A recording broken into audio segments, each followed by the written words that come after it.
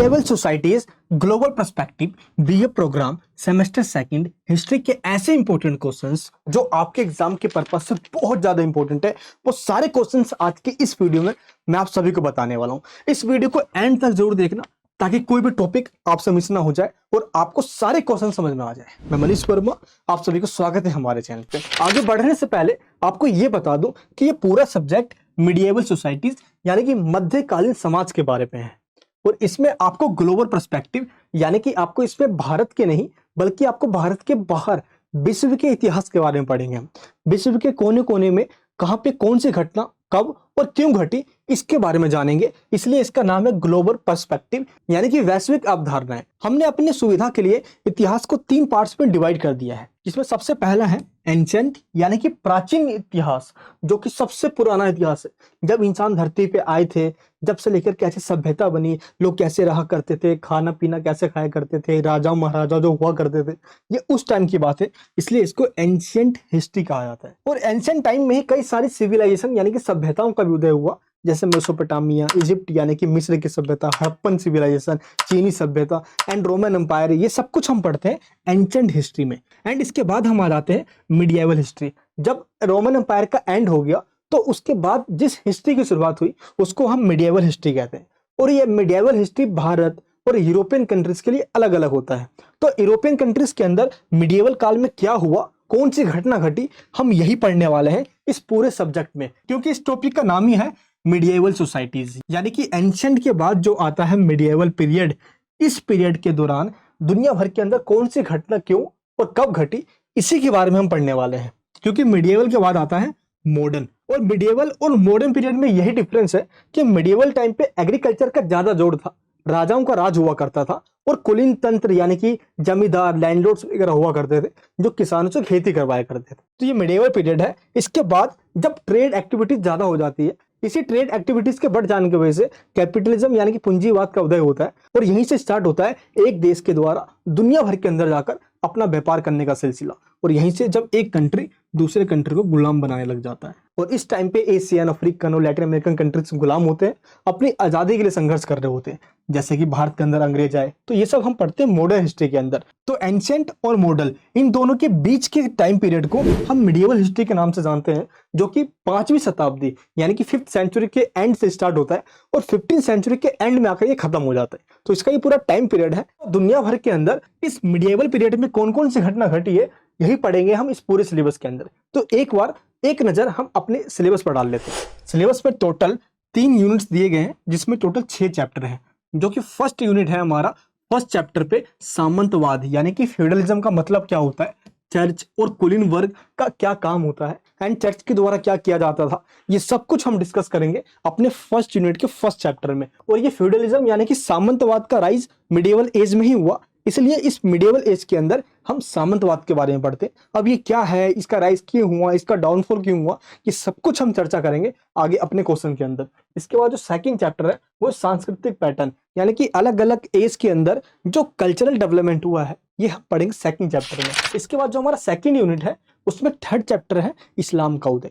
दुनिया भर के अंदर इस्लाम का राइज कैसे हुआ, आखिर किन किन फैक्टर्स से अपना कंट्रीब्यूशन दिया, हम उन सभी चीजों की चर्चा करेंगे। एंड इसके बाद है फोर्थ चैप्टर इस्लामी दुनिया में सांस्कृतिक पैटर्न। इस्लाम धर्म के आने से पूरी दुनिया पे इसका कल्चरल इंपैक्ट क्या पड़ा, ये पढ़ेंगे हम फोर्थ चैप्टर के अंदर। एंड इसके बाद है थर्ड यूनिट का 5th चैप्टर वंशवादी परिवर्तन यानी कि अलग अलग देशों के अंदर अलग अलग डायनेस्टी के द्वारा राज किया गया, जैसे चाइना के अंदर किन किन वंशों ने राज किया, अलग अलग टाइम पे अलग अलग राजाओं ने राज किया है। तो ये हमारा 5th चैप्टर है।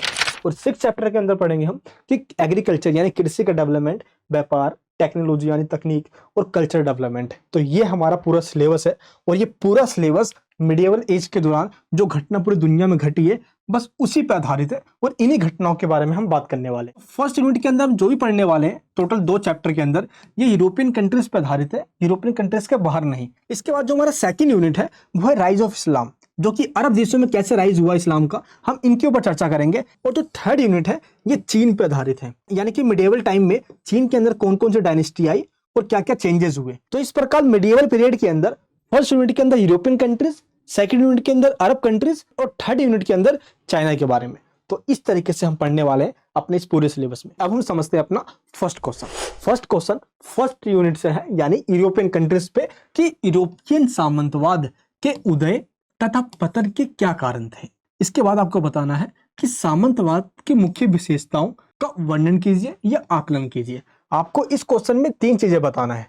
सबसे पहले कि सामंतवाद क्या है, इसका उदय और पतन क्यों हुआ, इसका उदय यानी कि राइज कैसे हुआ और इसका डिक्लाइन कैसे हुआ यानी कि इसका पतन कैसे हुआ। इसके बाद आपको बताना है इसके मेन जो फीचर्स हैं। देखिए, सामंतवाद यानी कि फ्यूडलिज्म, ये जर्मन के फ्यूड सबसे बना है सामंतवाद, जिसका मतलब होता है एक भूमि का टुकड़ा यानी कि अ पीस ऑफ लैंड, जिसका मालिक एक राजा होता है। और यही राजा एरिस्टोक्रेसी या कुलीन, जिसको नोबल्स कहा जाता है, जो कुलीन वर्ग होते हैं जो राजा के साथ रहा करते थे, वही राजा वो खुद नहीं जाता था किसानों से खेती करवाने के लिए, ये राजा इन नोबल्स को दे दिया करता था और ये नोबल्स किसानों से खेती करवाया करते थे। तो ये था हमारा पूरा पॉलिटिकल सिस्टम जो कि राजतंत्र पर आधारित था, यानी कि राजा सबसे सुप्रीम था और राजा के नीचे अलग अलग क्लासेस बने हुए थे, यानी कि पूरी सोसाइटी अलग अलग क्लासेस में डिवाइडेड थी। तो ये हो गया हमारा पॉलिटिकल सिस्टम यानी कि राजनीतिक व्यवस्था।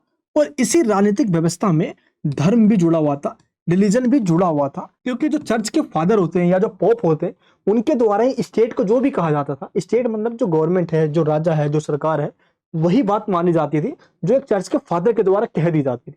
तो इस तरीके से पॉलिटिक्स और रिलीजन यानी कि राजनीतिक और धर्म दोनों का आपस में जुड़ना, राजनीति में राजा वही करता था जो धर्म में चर्च के फादर या पादरी कहा करते थे। इस तरीके से राजनीतिक और धर्म का आपस में जुड़ जाना, समाज का अलग अलग वर्गों में बढ़ जाना, ये एक सामंतवादी व्यवस्था की खासियत, एक विशेषता थी। और इस पूरी व्यवस्था को सामंतवाद इसलिए कहा जाता है क्योंकि सोसाइटी के अंदर एक नहीं अलग अलग क्लास बनी हुई थी और ये पूरी सोसाइटी हायरार्की यानी कि पदानुक्रमित प्रणाली पर आधारित थी। हायरार्की का मतलब क्या होता है, अभी आपको पहले ये समझना होगा।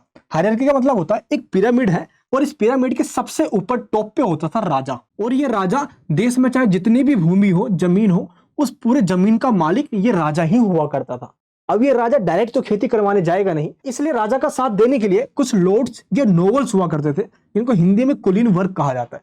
ये कुलीन वर्ग पैसे वाले हुआ करते थे और ये राजा के साथ मिलकर काम किया करते थे और राजा के द्वारा कुछ जमीनें इन नोबल्स को दे दी जाती थी और नोबल्स का काम था अब खेती करवाना। अब ये नोबल्स भी बड़े चंट थे, ये चाहते थे खुद नहीं जाऊं मैं भी किसी और से करवाऊं। अब इनके नीचे एक और कैटेगरी बन गई जिनको कहा गया वैसल्स या नाइट्स, जिनको हिंदी में जागीरदार या सूरवीर कहा जाता था। अब नोबल्स ने क्या किया, इनके पास जो जमीनें थी, इन्होंने कुछ जमीनों को अलग अलग पार्ट्स में, अलग अलग छोटे छोटे टुकड़े में बांट दिया और इन नाइट्स को दे दिया जिनको जागीरदार कहा गया। जागीरदार का मतलब, जागीर मतलब होता है जमीन का रखवाला।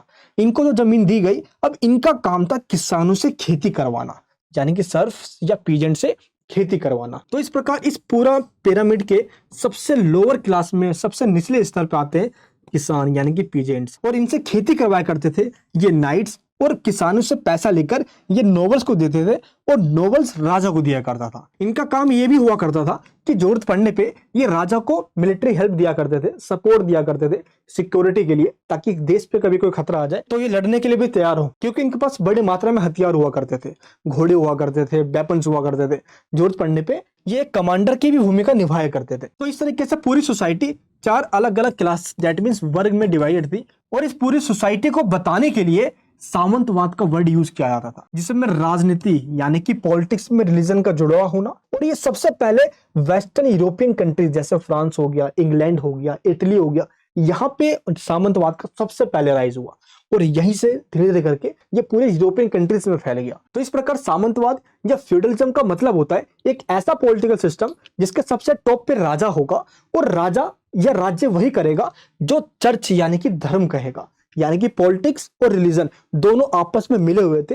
मिडिएवल पीरियड यानी कि मध्यकालीन समाज का जब अंत हुआ 15th सेंचुरी के अंदर और पूरी दुनिया के अंदर मॉडर्नाइजेशन आया, आधुनिक काल आया, तो सबसे पहला चेंज यही हुआ था, पॉलिटिक्स से रिलीजन को अलग किया गया था, क्योंकि धर्म का मामला बिल्कुल अलग है और राज्य धर्म के आधार पर नहीं बल्कि लोगों के इंटरेस्ट के आधार पर चलेगा। इसलिए मॉडर्न पीरियड के अंदर पॉलिटिक्स और रिलीजन यानी कि दोनों को सेपरेट कर दिया गया था, तभी मॉडर्न पीरियड की स्टार्ट हुई थी। और मिडिएवल पीरियड में यानी कि मध्यकालीन समाज में, इसलिए इसको मध्यकाल कहा जाता है क्योंकि इसमें राज्य और धर्म आपस में जुड़े हुए थे। चर्च के पादरी के द्वारा राजा को आदेश दिया जाता था, यानी कि राजा और चर्च के जो फादर होते हैं ये सबसे सुप्रीम हुआ करते थे, इनके ऊपर कोई नहीं था। बाकी इसके नीचे जो 2 क्लास थे, नोबल्स हो गए, नाइट्स हो गए, ये भी टैक्स फ्री थे, सिर्फ टैक्स इन आम लोगों को देना पड़ता था और सबसे ज्यादा अत्याचार या एक्सप्लोटेशन इन पीजेंट्स यानी कि किसानों का ही हो रहा था। इसलिए इसको डार्क एज कहा जाता है या अंधकाल का युग कहा जाता है, क्योंकि इसमें लोगों को इतनी आजादी नहीं थी, ना ही वो राजा या राज्य के खिलाफ कुछ बोल सकते थे और ना ही उनको इतनी जानकारी थी कि सही क्या है और गलत क्या है, क्योंकि उनको सही सही जानकारी आगे से मिलता ही नहीं था। ये था हमारा पूरा मिडिवल सोसाइटी। इसी को कहा जाता है यूरोपियन फ्यूडलिज्म यानी कि यूरोपियन सामंतवाद, जिसमें पॉलिटिकल सिस्टम में सबसे टॉप पे राजा होता है, इकोनॉमिक सिस्टम में एग्रीकल्चर पे पूरी सोसाइटी बेस्ड होती है और सोशल सिस्टम में पूरी सोसाइटी 4 पार्ट्स में डिवाइडेड होती है। इस तरीके से मध्यकाल के अंदर इस फ्यूडलिज्म का राइज हुआ यूरोपियन कंट्रीज के वेस्टर्न पार्ट के अंदर और देखते ही देखते धीरे धीरे ये पूरे यूरोपियन कंट्रीज को अपने चपेट में ले लिया और एक ऐसा राजनीतिक, सामाजिक और आर्थिक व्यवस्था का उदय हुआ जिसको सामंतवाद के नाम से जाना गया। और इस सामंतवाद या फ्यूडलिज्म के अंदर पूरी सोसाइटी को इस तरीके से 4 क्लासेस के अंदर डिवाइड कर दिया जाता है। पूरी सोसाइटी आपस में 4 पार्ट्स में बट जाती है। इसी को सामंतवाद कहा जाता है, फ्यूडलिज्म कहा जाता है। देखो सामंत ये जो वर्ड है ये बताता है हमें कि सामाजिक व्यवस्था कैसी है जो कि अलग अलग प्रकार से बटी हुई है, और ये सामंत जागीरदारी व्यवस्था को बताती है कि किस तरीके से जागीरदार या सामंत या जमीनों के मालिक लोग किसानों से खेती करवाया करते थे। यही बताती है हमें सामंतवाद यानी कि फ्यूडलिस्ट सिस्टम। इसके बाद अलग अलग विचारकों के द्वारा अपने थॉट्स दिए गए। एक और आपको ये भी जान लेना है। सबसे पहला है वेबस्टर के अनुसार, इनके द्वारा क्या कहा गया कि शक्तियों का प्रयोग एक ही व्यक्ति के द्वारा किया जाता था, वो है राजा। ये सबसे सुप्रीम होता था, इसके नीचे सारे क्लासेस होते थे। इसी को सामंतवाद के नाम से जाना जाता है, ये कहा गया इनके द्वारा। इसके बाद है हेनरी पेरेन, इनके द्वारा क्या कहा गया कि फ्यूडलिज्म एक वंद जागीर व्यवस्था थी जिसमें उत्पादन उपयोग के लिए होता था और व्यापार लगभग था ही नहीं। यानी कि मिडिवल एज के अंदर ट्रेड ना के बराबर था, ट्रेड होता ही नहीं था। जो भी फसल या क्रॉप्स हुआ करता था उस पर काफी हैवी टैक्स लगाकर किसानों से ही कमाया जाता था और सबसे नीचे के सर्व्स या पीजेंट्स क्लासेस को छोड़कर ऊपर के इन तीनों क्लासेस के द्वारा फुल मौज किया जाता था। यही था हमारा पूरा सामंतवाद, क्योंकि सबसे नीचे के जो क्लासेस के लोग थे इनका सबसे ज्यादा शोषण हो रहा था इस मिडिवल एज के अंदर, इन सामंतों के द्वारा, इन जागीरदारों के द्वारा, जमीनों के मालिकों के द्वारा। अब हम ये समझते हैं आखिर यूरोपियन कंट्रीज में सामंतवाद का उदय यानी कि राइज कैसे हुआ है फ्यूडलिज्म का। आपको पहले ये पता होना चाहिए कि सामंतवाद का राइज 5th सेंचुरी लगभग 5वीं शताब्दी के आसपास यूरोप के पश्चिम भाग यानी कि वेस्टर्न पार्ट में इसका राइज हो गया था। सबसे पहले ये फ्रांस में, इंग्लैंड में और इटली के साउथ पार्ट में इसका राइज हुआ और धीरे धीरे करके पूरे यूरोपियन कंट्रीज में फैल गया ये। और देखते ही देखते 9th और 10th सेंचुरी यानी कि 9वीं और 10वीं शताब्दी तक आते आते ये पूरे यूरोपियन कंट्रीज और वर्ल्ड के तमाम कंट्रीज में फैल गया। लेकिन यूरोपियन कंट्रीज में सामंतवाद यानी कि फ्यूडलिज्म का राइज तभी होता है जब रोमन एम्पायर का एंड हो जाता है। आखिर रोमन एम्पायर क्या था और इसका एंड कब और कैसे हुआ, पहले आपको यह समझना होगा। मैं आपको रोमन एम्पायर के बारे में बिल्कुल ब्रीफ में समझा देता हूं ताकि आगे टॉपिक आसानी से समझ में आ जाए। सबसे पहले आपको ये पता होना चाहिए कि 753 बीसी यानी कि 753 बीसी बिफोर क्राइस्ट ईसवी पूर्व में एक ऐसे जगह की स्थापना होती है जिसका नाम होता है रोम। अब ये रोम कहाँ होता है? इटली में होता है। ये रोम काफी इंपॉर्टेंट है हमारी इस कहानी में, इसको सही से समझना। ये वही रोम है जिसको इटली की राजधानी बनाई जाती है और 753 में इस रोम के अंदर राजतंत्र की स्थापना होती है। अब राजतंत्र यानी कि मोनार्की सिस्टम, राजाओं का राज होता है। इसके बाद धीरे धीरे करके यहाँ पे गणतंत्र आता है यानी कि जनता का भी शासन आता है। एंड रिपब्लिक रूल के बाद एक ऐसा टाइम आता है जब ये रोम चाहता है दुनिया के आसपास के एरियाज को मिलाकर एक अंपायर खड़ा करना।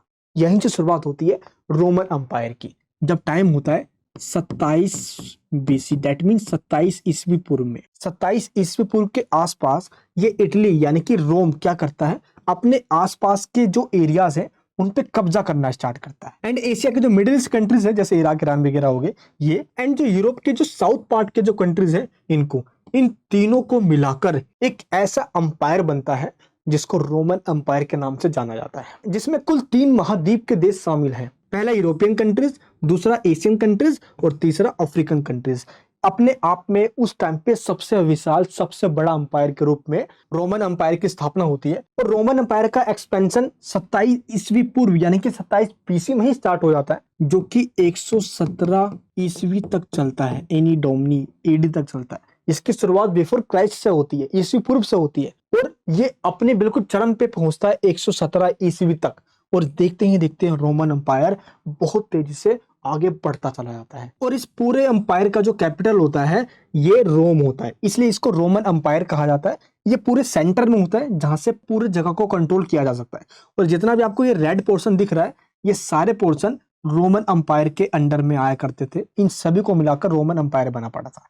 देखिए यूरोपियन कंट्रीज में दो सिविलाइजेशन का राइज हुआ है, पहला यूनानी, दूसरा रोमन। यूनानी सिविलाइजेशन के टाइम पे कोई अंपायर नहीं बन पाया, लेकिन यूनानी के बाद रोमन सिविलाइजेशन आया। ये स्टार्टिंग में तो सिविलाइजेशन था, एक सभ्यता था। जब 753 में रोम की स्थापना हुई थी, इसके बाद देखते ही देखते 27 ईस्वी पूर्व आते आते इसने अपने आप को एक अंपायर बना लिया और 117 ईस्वी तक इसने एक बहुत बड़ा अंपायर खड़ा कर दिया। और इस तरीके से यूरोपियन कंट्रीज का जो साउथ का पार्ट है, अफ्रीका का जो नॉर्थ का पार्ट है और एशिया का जो मिडिल ईस्ट कंट्री है जो सेंट्रल पार्ट है, इन तीनों को मिलाकर बनता है रोमन अंपायर। इसी को हम रोमन साम्राज्य के नाम से जानते हैं। रोमन अंपायर के अंदर राजाओं का राज हुआ करता था और जब तक यहाँ के राजा ताकतवर थे इसका कोई कुछ बिगाड़ नहीं पाया।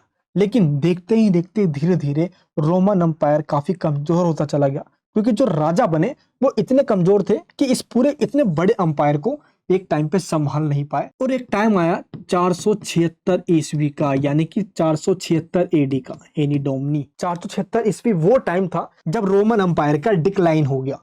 रोमन अंपायर जो अपने आप में एक टाइम पे एक बहुत बड़ा अंपायर हुआ करता था, एक ग्रेटेस्ट अंपायर के रूप में स्टेब्लिश हुआ था, 476 ईस्वी तक आते आते इसका डिक्लाइन हो गया, ये फॉल हो गया। इसके एंड हो जाने के बाद यूरोपियन कंट्रीज के अंदर पॉलिटिकल, सोशल और इकोनॉमिक चेंज आया।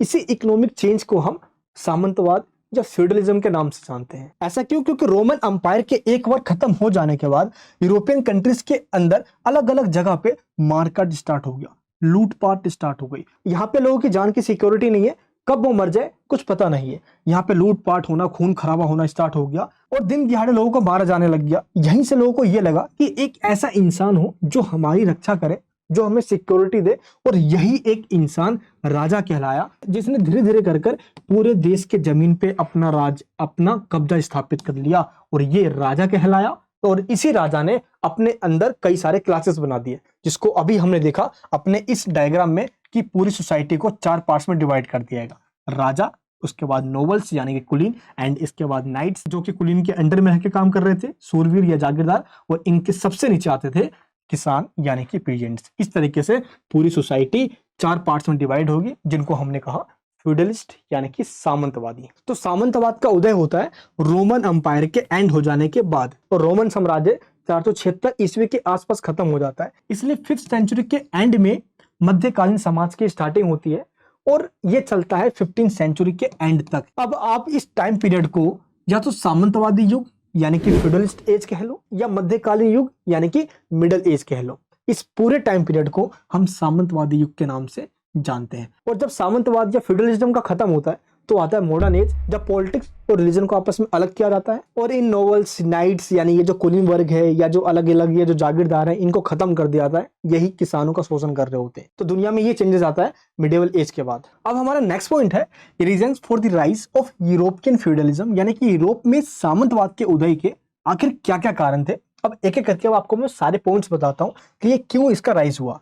पहला पॉइंट है सुरक्षा और स्थिरता के लिए, यानी प्रोटेक्शन और स्टेबिलिटी के लिए। देखो, रोमन अंपायर के डिक्लाइन हो जाने के बाद, रोमन साम्राज्य के पतन हो जाने के बाद, जिस तरीके से यूरोपियन कंट्रीज के अलग अलग भाग में मारकाट, लूटपाट, खून खराबा स्टार्ट हुआ था, उससे ही बचने के लिए और पॉलिटिकल स्टेबिलिटी के लिए, ताकि राजनीतिक रूप से स्थिरता आ जाए, क्योंकि रोमन अंपायर खत्म हो जाने के बाद कोई ऐसा राजा रहा नहीं और रोमन अंपायर के इसी कमजोरी का फायदा उठाकर बाहरी आक्रमण हुआ, पूरा रोमन अंपायर तहस नहस हो गया और लोगों ने अपनी जान माल की रक्षा के लिए ही एक ऐसे राजा के अंडर में रहना पसंद किया। और अब इस राजा की रिस्पॉन्सिबिलिटी थी लोगों की सुरक्षा करना, लोगों को सिक्योरिटी प्रोवाइड करना। और अब ये राजा लोगों की सुरक्षा कैसे करेगा, आगे आने वाले पॉइंट्स में बताऊंगा। यानी कि लोगों की सबसे पहली चिंता थी उनकी अपनी प्रोटेक्शन और पॉलिटिकल स्टेबिलिटी। इसी वजह से सामंतवाद यानी कि फ्यूडलिज्म का राइज हुआ, पहला पॉइंट। सेकंड पॉइंट क्या है? कोलैप्स ऑफ सेंट्रल अथॉरिटी, यानी कि रोमन अंपायर में जो राजा हुआ करते थे वो अब इतने कमजोर साबित हुए कि वो अपनी पूरी इस अंपायर को संभाल नहीं पाए। इसी का फायदा उठाते हुए अलग अलग एरियाज के छोटे छोटे शासक हुए, सरदार हुए, राजा हुए, उन्होंने भूमि के टुकड़ों पे अपना कब्जा स्थापित कर लिया और वो यहाँ के राजा बन गए। और यहाँ पे उन्होंने किसानों से खेती करवाना स्टार्ट कर दिया, जिससे कि सामंतवाद का उदय हुआ। क्योंकि सामंतवाद के अंदर जमींदार और एक तरफ से किसान, और इस तरीके से पूरी सोसाइटी डिवाइडेड हो गई। तो ऐसा क्यों हो पाया? क्योंकि सेंट्रल अथॉरिटी का ही डिक्लाइन हो गया, रोमन अंपायर का ही एंड हो गया, तो सोसाइटी में सोशल और इकोनॉमिक चेंजेस आए। सोशल का मतलब अलग अलग क्लासेस में डिवाइड हो गया, और इकोनॉमिक का मतलब अब पूरी सोसाइटी एग्रीकल्चर पे डिपेंड हो गई, यानी कि अब खेती बाड़ी का काम जोर शोर से चलने लग गया। एंड इसके बाद थर्ड पॉइंट, डिसेंट्रलाइजेशन यानी कि विकेंद्रीकरण। देखो, जब पावर सिर्फ एक ही इंसान के हाथों में दे दी जाती है तो उसको सेंट्रलाइजेशन कहा जाता है, यानी कि शक्तियों का केंद्रीकरण, जैसा कि रोमन एम्पायर के टाइम पे हो रहा था। रोमन एम्पायर का एक ही राजा अब इस पूरे एरिया पे अपना कब्जा बना के रखा हुआ था। जितने आपको रेड पार्ट्स दिख रहे हैं, अब एक ही राजा के द्वारा इन पूरे एरियाज को कंट्रोल किया जा रहा था। दैट मीन्स एक ही राजा के पास वो सारी शक्तियां हैं जिनका इस्तेमाल वो कर सकता है। लेकिन जैसे रोमन एम्पायर का एंड हुआ, अब इस पावर का डिसेंट्रलाइजेशन कर दिया गया, शक्तियों का बंटवारा कर दिया गया। सबसे टॉप पे तो राजा ही है, लेकिन इसके नीचे कुलीन्स, नोबल्स को बनाया गया। नोबल्स भी कम पावरफुल नहीं होते थे, ये राजा के साथ ही रहा करते थे। अब इनके नीचे नाइट्स आ गए, अब इसके बाद पीजेंट्स आ गए, यानी सोसाइटी में जो अलग अलग क्लासेस बन रहे हैं, पावर का डिस्ट्रीब्यूशन हो गया इससे। तो शक्तियों का बंटवारा हो जाने से अब यहाँ पे एक नया सिस्टम का राइज हुआ, जिसको सामंतवाद का नाम से जाना गया। तो ये हमारा थर्ड पॉइंट है। फोर्थ पॉइंट क्या है? एग्रीकल्चर इकोनॉमी, दैट मीन्स कृषि पे आधारित अब अर्थव्यवस्था होगी। इकोनॉमी में जो पैसा का जो मुख्य साधन हुआ वो था एग्रीकल्चर। सोसाइटी के ज्यादातर लोग एग्रीकल्चर पे डिपेंड थे और वो खेती बाड़ी किया करते थे। यहीं से सामंतवाद का राइज हुआ। एंड इसके बाद है फ्यूडल कॉन्ट्रैक्ट, यानी कि सामंती अनुबंध। देखिए, अभी आपको मैंने बताया था कि लोगों ने अपनी सिक्योरिटी के लिए राजा के अंडरशिप की स्वीकार कर ली और राजा की लीडरशिप में रहना उन्होंने पसंद किया। क्यों? क्योंकि राजा उनको सिक्योरिटी देगा। मैंने आपको ये बताया था कि आपको मैं आगे समझाता हूँ। अब मैं आपको बताऊंगा फ्यूडल कॉन्ट्रैक्ट यानी कि सामंती अनुबंध का मतलब क्या होता है। यानी कि एक ऐसा एग्रीमेंट जो कुलीन यानी कि लॉर्ड्स और नाइट्स के बीच में हुआ है, जो कि एक अनरिटन कॉन्ट्रैक्ट है। ये लिखा हुआ तो नहीं है, बट इन दोनों के बीच में हुआ एक ऐसा कॉन्ट्रैक्ट है। क्यों? क्योंकि राजा के अंडर में लोगों ने रहना इसलिए ही पसंद किया क्योंकि इन लोगों को सिक्योरिटी राजा प्रोवाइड करेगा। अब राजा डायरेक्ट तो जाएगा नहीं भाई, तो राजा ने क्या किया? लॉर्ड्स बना दिए भाई, अलग अलग नोबल्स आ गए। अब इन नोबल्स को कहा कि भाई सिक्योरिटी दो। अब नोबल्स कहां से देते भाई? इसलिए नोबल्स के नीचे एक और कैटेगरी बनी जिनको वैसल्स या नाइट्स कहा गया। और अब ये जो सामंती अनुबंध या जो फ्यूडल कॉन्ट्रैक्ट हुआ है, ये लॉर्ड्स और वैसल्स यानी कि नाइट्स के बीच में हुआ है। इस सामंती अनुबंध यानी फ्यूडल कॉन्ट्रैक्ट का मतलब ये होता है कि लॉर्ड्स के द्वारा इन नाइट्स को जमीनें दी जाएगी, भूमि दिया जाएगा, और इस भूमि पर ये नाइट्स लोग किसानों से खेती करवाएंगे। तो इन लॉर्ड्स के द्वारा इन नाइट्स को तो भूमि दी गई है, यानी कि लैंड्स दिया गया है, जमीन दी गई है, और इस जमीन के बदले में ये नाइट्स लोग इस नोबल्स को मिलिट्री सर्विस देंगे। जरूरत पड़ने पे देश की सिक्योरिटी के लिए खड़े रहेंगे, यानी कि एक सेना का काम करेंगे। तो इस तरीके से लॉर्ड्स और वेसल्स यानी कि नाइट्स के बीच में एक एग्रीमेंट हुआ। लॉर्ड्स ने कहा, देख भाई, तेरे को मैं जमीन तो दे रहा हूँ इनसे खेती करवाने के लिए, लेकिन इसके बदले में तू मेरे को मिलिट्री सर्विस देगा भाई। और ये जो मिलिट्री सर्विस देंगे, यही मिलिट्री सर्विस राजा को दे देगा। राजा ने जो कहा था लोगों को भाई कि मैं तुम्हें प्रोटेक्शन दूंगा,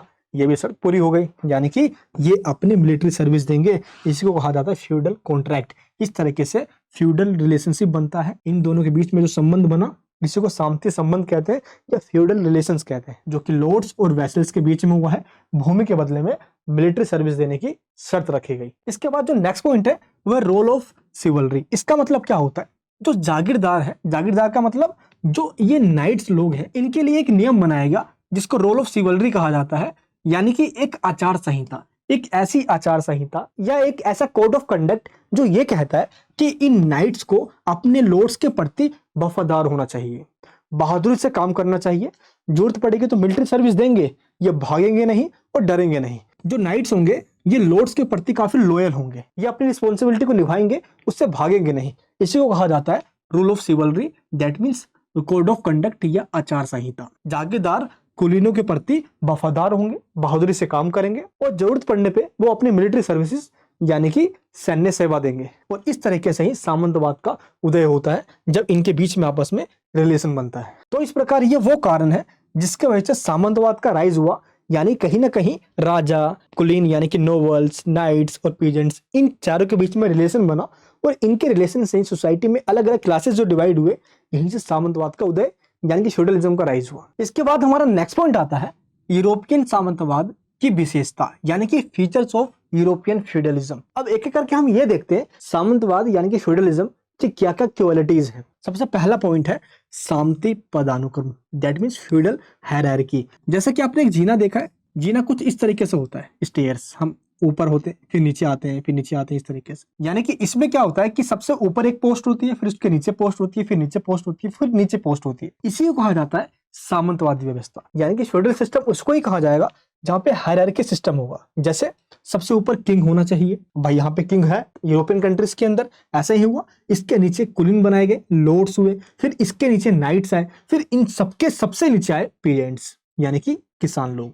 तो इस तरीके से पूरी सोसाइटी डिवाइडेड थी, और इस तरीके से पूरी सोसाइटी जो बटी हुई थी, यानी पूरी सोसाइटी में टोटल 4 क्लासेस थे। इस पूरी सोसाइटी को कहा जाता है स्टेट्स। तो ये है हमारा फर्स्ट पॉइंट, यानी कि इसका पहला फीचर। सेकंड पॉइंट क्या है? फ्यूडल कॉन्ट्रैक्ट, यानी कि सामंती अनुबंध। ये हमने अभी पहले देखा कि लॉर्ड्स के द्वारा जो भूमि यानी लैंड्स दी गई नाइट्स को, इसके बदले में मिलिट्री सर्विस ली गई नाइट्स के द्वारा, इसको कहा जाता है फ्यूडल कॉन्ट्रैक्ट। तो फ्यूडल कॉन्ट्रैक्ट एक अनरिटन कॉन्ट्रैक्ट होता है लॉर्ड्स और नाइट्स के बीच में कि भूमि के बदले में नाइट्स इनको मिलिट्री सर्विस देंगे। बस ये एक कॉन्ट्रैक्ट है, और फ्यूडल कॉन्ट्रैक्ट सामंतवाद के अंदर होता है, और ये एक इसका एक फीचर है। इसके बाद नेक्स्ट पॉइंट है land as the basis of wealth and power. यानी कि जो भूमि है ये धन और शक्ति का प्रतीक है, आधार है। जिसके पास जितनी बड़ी भूमि होगी वो उतना ही पैसे वाला और पावरफुल कहलाएगा। इसीलिए देखोगे आप तो लॉर्ड्स के पास बहुत बड़ी भूमि हुआ करती थी। हाँ, लेकिन इनसे ऊपर राजा हुआ करता था, लेकिन राजा ने अपनी कन्वेंस के लिए इन लॉर्ड्स को जमीनें दे रखी थी, और इन्होंने भी अपनी कन्वेंस के लिए इन नाइट्स को जमीनें दे रखी थी। भूमि के टुकड़े छोटे छोटे पार्ट्स में बांट रखे थे। इस तरीके से इन लॉर्ड्स के पास सबसे ज्यादा जमीन हुआ करता था, जो कि धन और शक्ति का प्रतीक माना जाता था। तो ये एक विशेषता, एक खास बात है सामंतवाद की। एंड फोर्थ पॉइंट क्या है? जागीर व्यवस्था, यानी कि मैनर सिस्टम। ये जो आपको वर्ड दिख रहा है मैनर यानी कि जागीर, इसका मतलब होता है जमीन या भूमि का टुकड़ा जिसके मालिक लॉर्ड्स हुआ करते थे, और ये लॉर्ड्स इन किसानों से खेती करवाया करते थे नाइट्स को जमीनें देकर। तो इस तरीके से सामंतवाद की ये एक खास बात है। एंड इसके बाद है दास प्रथा और कृषक वर्ग, यानी कि सर्फडो, या इसको पीजेंट्री क्लासेस भी आप कह सकते हो। पूरी सोसाइटी के अंदर जो मेजोरिटी में लोग रहा करते थे ये किसान लोग रहा करते थे, और माइनॉरिटी में थे कुलीन वर्ग और नाइट्स लोग। ये दोनों क्लास जमीनों के मालिक हुआ करते थे, और ये किसानों से खेती करवाया करते थे। तो सोसाइटी में मेजोरिटी में किसान रहा करते थे, और ये जो अपर क्लासेस के जो लोग हैं ये विदाउट टैक्स पेयर थे, इनको टैक्स पे नहीं करना पड़ता था। तो जो सोसाइटी में जो मेजोरिटी में है, जो जिनकी संख्या ज्यादा है, ये अपनी लेबर फोर्सेस का यूज करते हुए ये सोसाइटी में प्रोडक्शन करते थे, फसल को उगाते थे और सरकार को टैक्स देते थे। दैट मीन्स इन तीनों के द्वारा सबसे ज्यादा शोषण इन किसानों का ही किया जा रहा था। मिडिल एज के अंदर, इस सामंतवाद के अंदर, इसी शोषण की वजह से इसको डार्क एज के नाम से भी जाना जाता है, अंधकार युग कहा जाता है इसको। ये हो गया हमारा फिफ्थ फीचर। एंड जो इसका सिक्स्थ फीचर है वो क्या है? जागीरदार और शिष्टता, दैट मीन्स नाइट्स एंड सिवलरी। यानी कि इन नाइट्स को एक सिवलरी, एक कोड ऑफ कंडक्ट के द्वारा रेगुलेट किया जाता था। इनके लिए एक नियम बनाया गया था, उसी नियम को सिवलरी या शिष्टता या कोड ऑफ कंडक्ट के नाम से जाना जाता। और ये नियम ये कहता था कि लॉर्ड्स यानी कि कुलीनों के द्वारा इन सूरबीरों या जागीरदारों को, इन नाइट्सों को जो जमीन दी गई है, जो भूमि दिए गए हैं, उस भूमि के बदले में ये नाइट्स इनको मिलिट्री सर्विस देंगे अपनी, और ये मिलिट्री सर्विस ये अपनी ईमानदारी से, बहादुरी से और लॉर्ड्स के प्रति लॉयल होकर देंगे, यानी कि लॉर्ड्स की सारी बातों को मानेंगे। इसी को कहा जाता है कोड ऑफ कंडक्ट या सिवलरी या शिष्टाचार। एंड इसके बाद 7th पॉइंट है शक्ति का विकेंद्रीकरण, यानी कि पावर का डिस्ट्रीब्यूशन हुआ पड़ा था। यहाँ पे पावर सिर्फ एक राजा के हाथ में ना होकर अब पावर को अलग अलग क्लासेस के बीच में डिवाइड किया गया था। मान लो ये पूरा एरिया है, अलग अलग एरिया के अपने ही राजा हुआ करते थे, शासक हुआ करते थे, जिसको हम लॉर्ड्स यहाँ पे कह रहे हैं। अब इन्हीं लॉर्ड्स के द्वारा इन एरिया को रेगुलेट किया जाता था। अब पावर सिर्फ एक राजा के पास ना होकर इन लॉर्ड्स के पास भी है। इस तरीके से पावर का डिस्ट्रीब्यूशन कर दिया गया है, शक्तियों को बांट दिया गया है। ये इसकी खास बात है सामंतवाद की। एंड 8th पॉइंट के अंदर बताया जा रहा है सामंतवादी व्यवस्था के अंदर सीमित सामाजिक गतिशीलता होती है, लिमिटेड सोशल मोबिलिटी होता है। इसका मतलब ये हुआ कि जो जिस क्लास में जन्म लेता है वो उसी क्लास में रहता है। जैसे कि जो राजा के घर में पैदा हुआ है वो आगे चलकर राजा ही बनेगा। क्यों? क्योंकि ये एक हायरार्की सिस्टम है, और ये हायरार्की सिस्टम जो चला आ रहा है ये चलता रहेगा, कोई इसको तोड़ेगा नहीं। जो राजा के घर में जन्म हुआ है वो राजा ही बनेगा, और जो लॉर्ड्स की क्लासेस में है वो लॉर्ड्स ही बनेगा, और जो नाइट्स की क्लास में वो नाइट्स बनेगा, और जो पीजेंट्स है ये कभी नाइट्स या लॉर्ड्स नहीं बन सकता भाई, ये किसान ही रहेगा। इस तरीके से पूरी सोसाइटी को डिवाइड किया हुआ था सामंतवादी व्यवस्था में।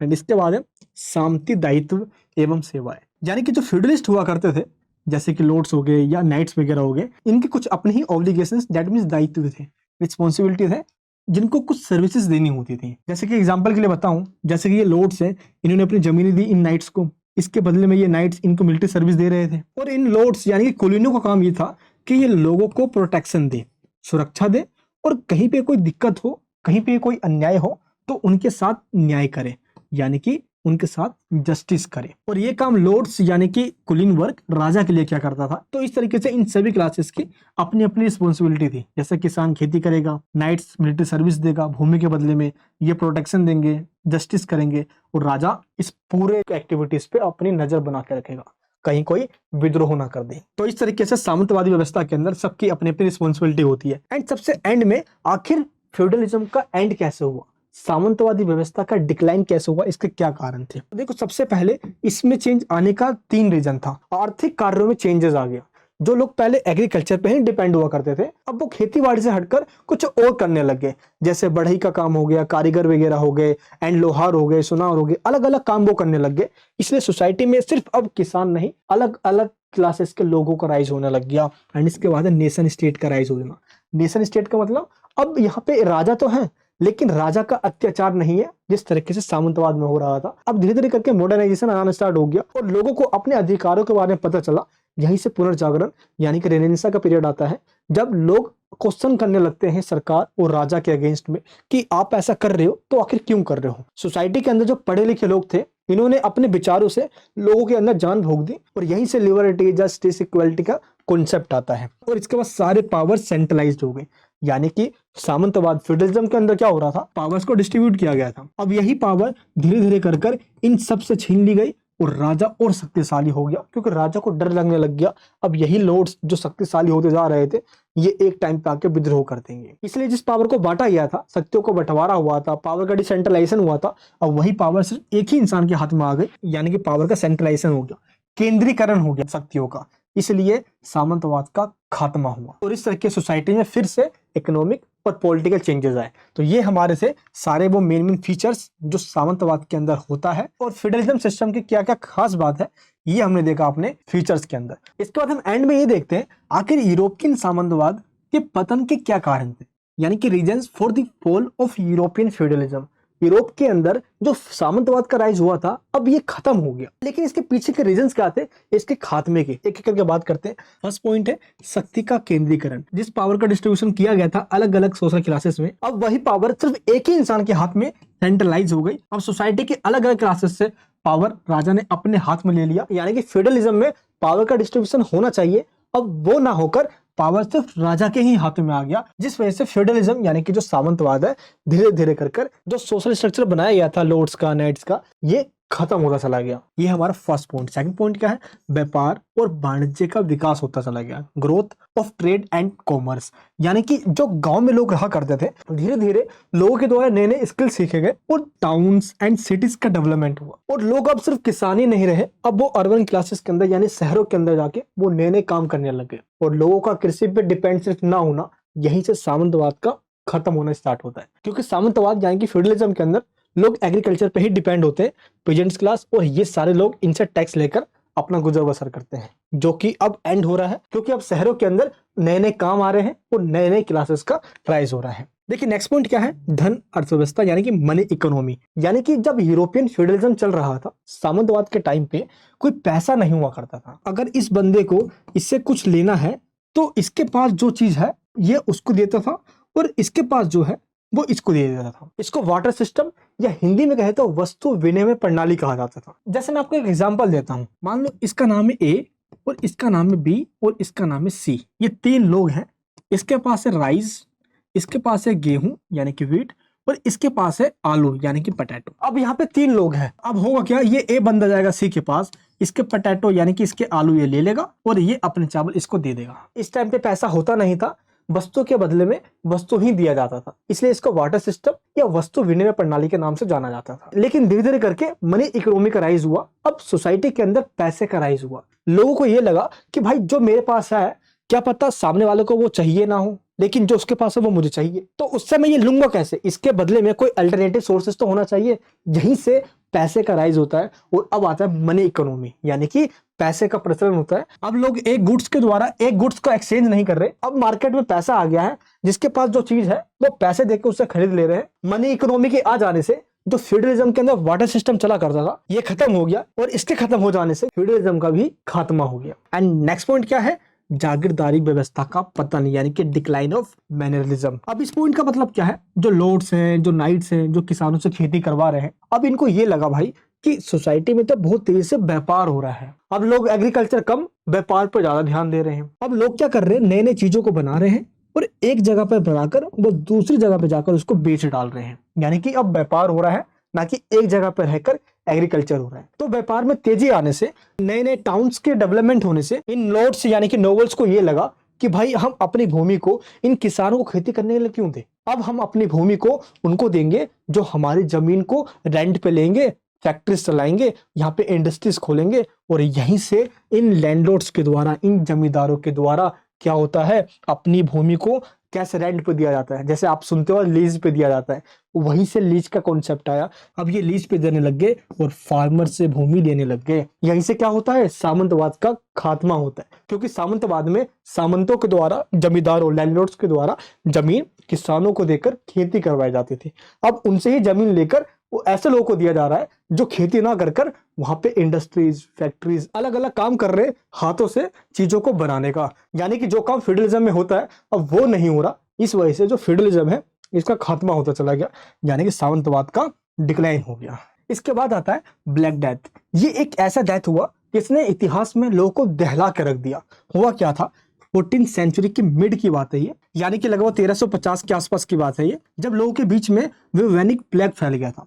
और ये ऐसा प्लेग है जो चूहों से फैलता है। इसमें होता क्या है? मान लो ये एक रैट यानी एक चूहा है, चूहे के ऊपर इसके बदन पर एक कीड़ा बैठता है जो इन चूहों को काटता है, और इन चूहों के अंदर जहरीला खून होता है, और जब ये कीड़े इन चूहों को काटते हैं तो इनका जहरीला खून इन कीड़ों के अंदर आ जाता है, और यही कीड़े जब लोगों के गर्दन पे बैठते हैं, वहां पे डंक मारते हैं, तो वही जहरीला खून जो चूहे से इन कीड़ों के अंदर आ गया है ये इन लोगों के अंदर डाल देते डंक मार के, और धीरे धीरे करके लोगों की हालत इस तरीके से हो जाती थी, और धीरे धीरे ये पूरी बॉडी को अपने चपेट में ले लेता था, जिससे एक इंसान की मौत हो जाती थी, उसकी जान चली जाती थी। और विवोनिक प्लेग की वजह से यूरोपियन कंट्रीज में सैकड़ों जो फार्मर्स हैं, किसान हैं, इनकी जान चली गई। और फ्यूडलिज्म के अंदर खेती करने वाले ही नहीं रहेंगे तो फ्यूडल सिस्टम कहीं क्या होगा भाई, जिसकी वजह से फ्यूडलिज्म का डिक्लाइन हुआ। इसके बाद नेक्स्ट पॉइंट है 100 साल का युद्ध, यानी कि 100 इयर्स वॉर, जो कि 1337 से स्टार्ट होता है और 1457 तक चलता है।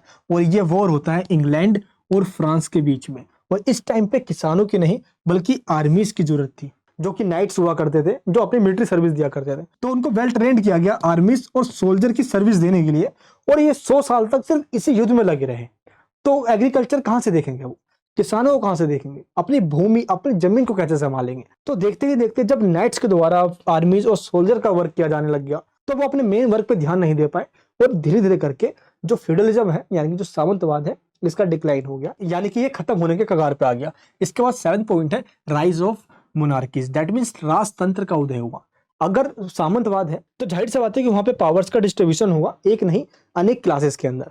लेकिन जब राजतंत्र का उदय हुआ, जैसे इंग्लैंड के अंदर, फ्रांस के अंदर, स्पेन के अंदर, यहाँ पे राजा ने सारी शक्ति अपने पास रख ली। भाई सोसाइटी के और क्लासेस को पावर देना ही नहीं है, सेंट्रलाइजेशन हो गया। जबकि सामंतवाद के अंदर यानी कि फ्यूडलिज्म के अंदर पावर का डिसेंट्रलाइजेशन होता है, जिस वजह से सामंतवाद यानी कि फ्यूडलिज्म का डिक्लाइन होने लग गया। एंड 8th पॉइंट क्या है? युद्ध में परिवर्तन यानी कि चेंजेस इन वॉरफेयर। देखो जो नाइट्स हुआ करते थे इनका काम ही होता था युद्ध के टाइम पे जो लॉर्ड्स हैं, जो राजा हैं, उनकी हेल्प करना यानी कि मिलिट्री सर्विस देना, और उनको ट्रेडिशनल मेथड सिखाया गया था युद्ध लड़ने का।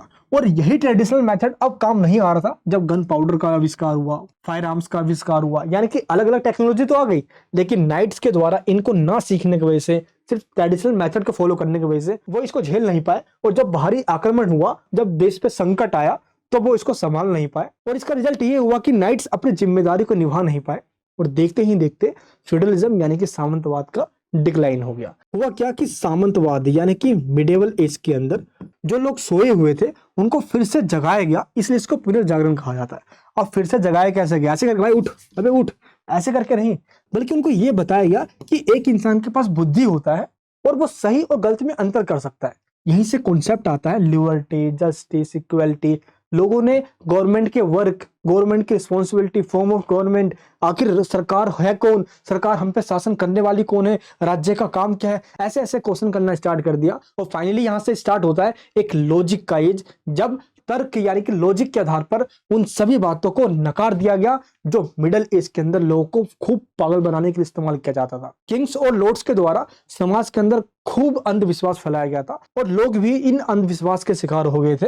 वो क्वेश्चन करते नहीं थे, लीगल राइट्स था नहीं, इसलिए पूरा सोशल स्ट्रक्चर चरमरा सा गया था। लोगों ने अपने राइट्स की डिमांड करी, पुनर्जागरण आया। सोसाइटी के अंदर कई ऐसे इंटेलिजेंट लोग पैदा हुए जिन्होंने अपने विचार से लोगों के अंदर जान डाल दी, जैसे रूसो हुआ, जीन बोंदा हुआ, James Mill, JS Mill, David Ricardo, Herbert Spencer, Karl Marx. ऐसे कई सारे विचारक हुए जो लोगों को ये बताते हैं कि एक इंसान धरती पे आया है तो उसके कुछ अपने राइट्स हैं। जैसे जॉन लॉक कहता है कि right to life, right to liberty और राइट टू प्रॉपर्टी, ये उसके नेचुरल राइट्स हैं। इन राइट्स को उनसे कोई छीन नहीं सकता। तो यहीं से लोग डिमांड करने लगे डेमोक्रेसी की एंड राइट टू वोट की, इक्वलिटी, जस्टिस की। यहीं से क्रांति होती है कि लोग अत्याचार नहीं सहेंगे। तो इस तरीके से पुनर्जागरण काल होता है ज्ञानोदय। लोगों में ज्ञान की दीप जला दी जाती है और अब लोग जागना स्टार्ट करते हैं। राजा और उसके साथी लोग जो लोअर क्लास के लोगों पे, पेजेंट क्लास के या वर्कर क्लास के लोगों पे जो अत्याचार करते आ रहे थे, इनका एक्सप्लॉयटेशन करते आ रहे थे, यही लोग अब खड़े हुए इनके अगेंस्ट में जो इनका शोषण कर रहे थे, जिसका परिणाम ये हुआ कि सामंतवाद यानी कि फ्यूडलिज्म का एंड हो गया। यानी कि अब ज्ञानोदय, पुनर्जागरण काल की वजह से नए विचार, इकोनॉमिक, पॉलिटिकल, सोशल सिस्टम आया और पुराना जो सोशल सिस्टम चला आ रहा था इसमें चेंज आ गया। और 10वां पॉइंट है सामाजिक एवं सांस्कृतिक परिवर्तन, सोशल एंड कल्चरल चेंजेस। वो लोग जो पहले एग्रीकल्चर पे ही डिपेंड थे, अब वो ट्रेड करने लग गए। और अब ट्रेड सिर्फ एक देश के अंदर ही नहीं बल्कि एक देश किसी दूसरे देश से ट्रेड कर रहा है और यहाँ से अब ट्रेड एक्टिविटीज बढ़ गई, एक्सपोर्ट और इंपोर्ट होने लग गया। दैट मीन्स यहाँ पे जो फ्यूडलिज्म है इसका डिक्लाइन हुआ और एक नई सोशल और पॉलिटिकल सिस्टम का राइज हुआ, जिसको हम कहते हैं नेशन स्टेट, यानी कि राष्ट्र राज्य। एक ऐसा राष्ट्र राज्य जो अपने आप में आजाद होता है, इंडिपेंडेंट होता है, अपने डिसीजन वो खुद ले सकता है। नेशन स्टेट का कॉन्सेप्ट यहीं से आया।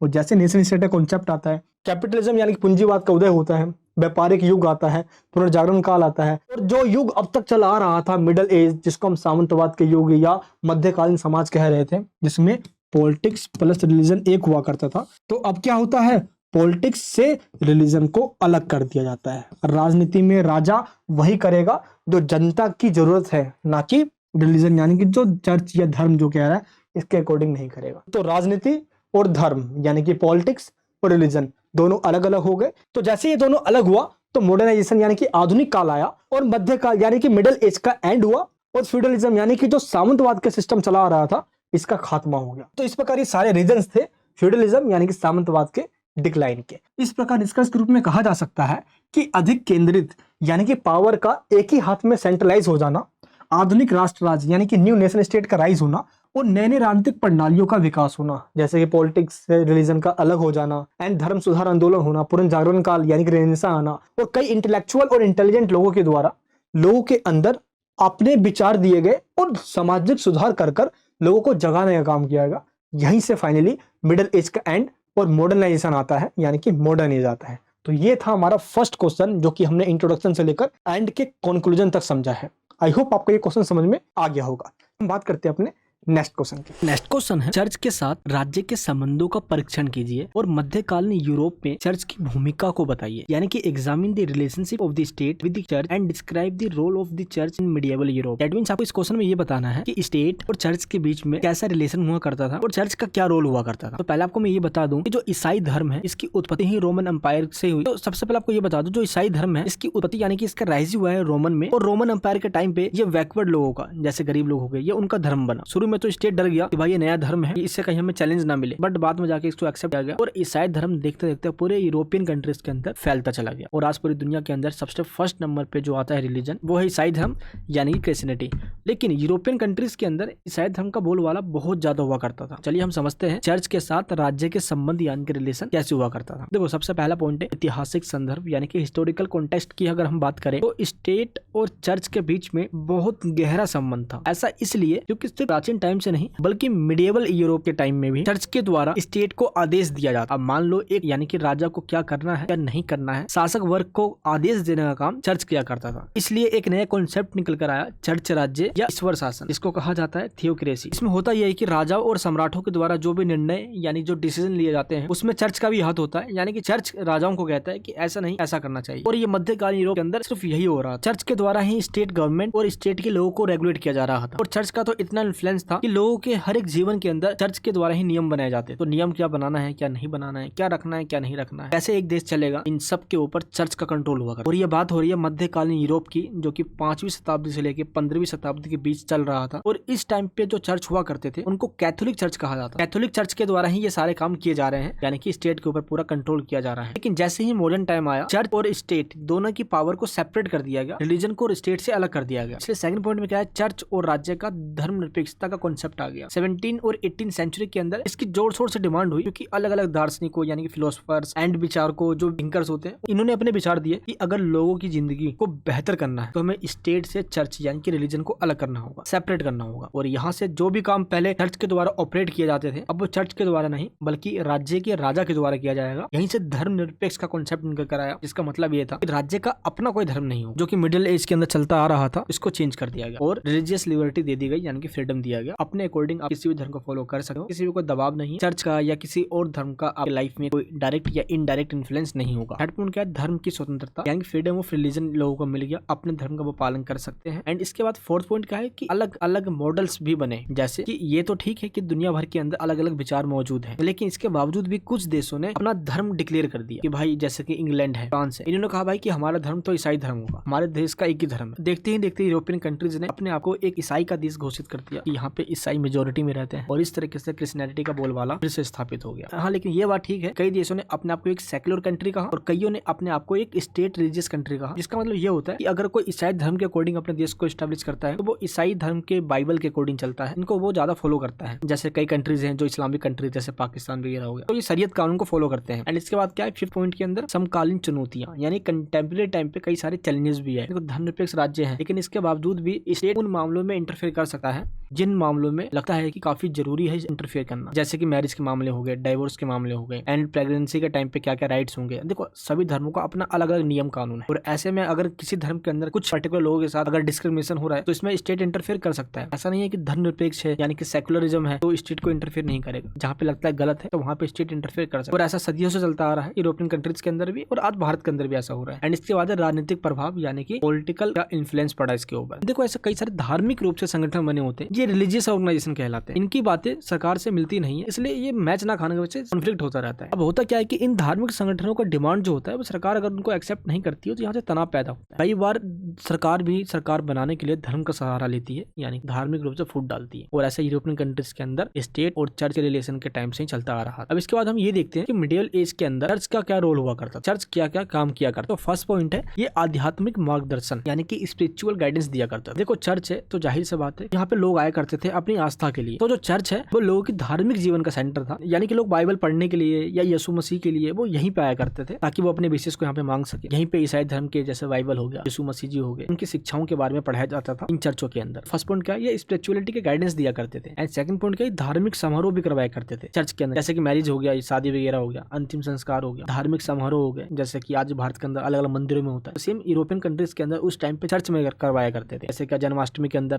फुल मंदिरों को काफी सजाया जाता है, अलग अलग टाइम पे हम भी सेलिब्रेट करते हैं मंदिरों में, तो चर्च भी उस टाइम पे ये सारे काम करवाया करता था। एंड इसके बाद क्या है, सामाजिक व्यवस्था यानी कि सोशल ऑर्डर। इसका मतलब ये होता है कि चर्च के द्वारा नैतिक मूल्यों यानी कि जो मोरालिटी है इनको बढ़ावा दिया जाता था, जिससे कि सोशल ऑर्डर को या सामाजिक व्यवस्था को बनाए रखा जा सके। अब देखो, क्या सही है क्या गलत है, लोगों को इसमें डिफरेंस बताना होगा, किन रास्तों पे चलना है जो धर्म बता। अब देखो, चाहे धर्म कोई सा भी हो, कोई भी ये नहीं सिखाता, सभी धर्मों के अंदर मोरालिटी पे चलना ही सिखाया जाता है, और यहीं से बाइबल का कॉन्सेप्ट चर्चों के द्वारा दुनिया भर के अंदर स्प्रेड करना स्टार्ट किया गया। नेक्स्ट है शिक्षा यानी कि एजुकेशन। देखो, चर्च शिक्षा देने का भी काम किया करता है। पूरे यूरोपियन कंट्रीज में जितने भी स्कूल्स हुआ करते थे, इन सबको चर्च के द्वारा ही ऑपरेट किया जाता था, इनके द्वारा ही रेगुलेट किया जाता था, चर्च ही इनको चलाया करती थी। स्कूल्स में क्या पढ़ाना है क्या नहीं पढ़ाना यही डिसाइड करते थे, जिसमें बाइबल को कंपलसरी कर दिया गया। एंड इसके बाद क्या है, धर्मार्थ कार्य। धर्मार्थ कार्य का मतलब होता है charitable work, that mean charity देना, जैसे गरीबों की मदद कर देना, अकाल के टाइम पे जब सूखा पड़ गया है तो किसानों को राहत देना, एंड हॉस्पिटल खोलना, लोगों को हेल्थ सर्विस प्रोवाइड करना, अनाथालय यानी कि जो ऑर्फन्स हो गए, जो अनाथ बच्चे हैं या जो अनाथ लोग हैं, उन बेसहारों का सहारा बनना, चर्च ये भी काम किया करता था। एंड इसके बाद है राजनीतिक प्रभाव। तो चर्च के पास पॉलिटिकल पावर हुआ करती थी, क्योंकि राजा के द्वारा जो भी डिसीजन लिए जाएंगे वो कौन से डिसीजन होंगे, वो क्यों और कब लिए जाएंगे, तो कहीं ना कहीं चर्च के द्वारा ये भी डिसाइड किया जाता। तो चर्च का बहुत ज्यादा बोलबाला हुआ करता था, क्योंकि उसके पास पॉलिटिकल पावर हुआ करती थी, जनता उसकी सुनती थी, और जिसकी जनता सुनती है पॉलिटिकल पावर उसी के पास हुआ करती है। मिडिवल टाइम के अंदर यही चलता आ रहा था। एंड इसके बाद कला और वास्तुकला यानी कि आर्ट एंड आर्किटेक्चर, मूर्तियां बनाई गई, कई सारे कैथेड्रल बनाए गए, चित्र पेंटिंग्स बनाए गए जो कि चर्च की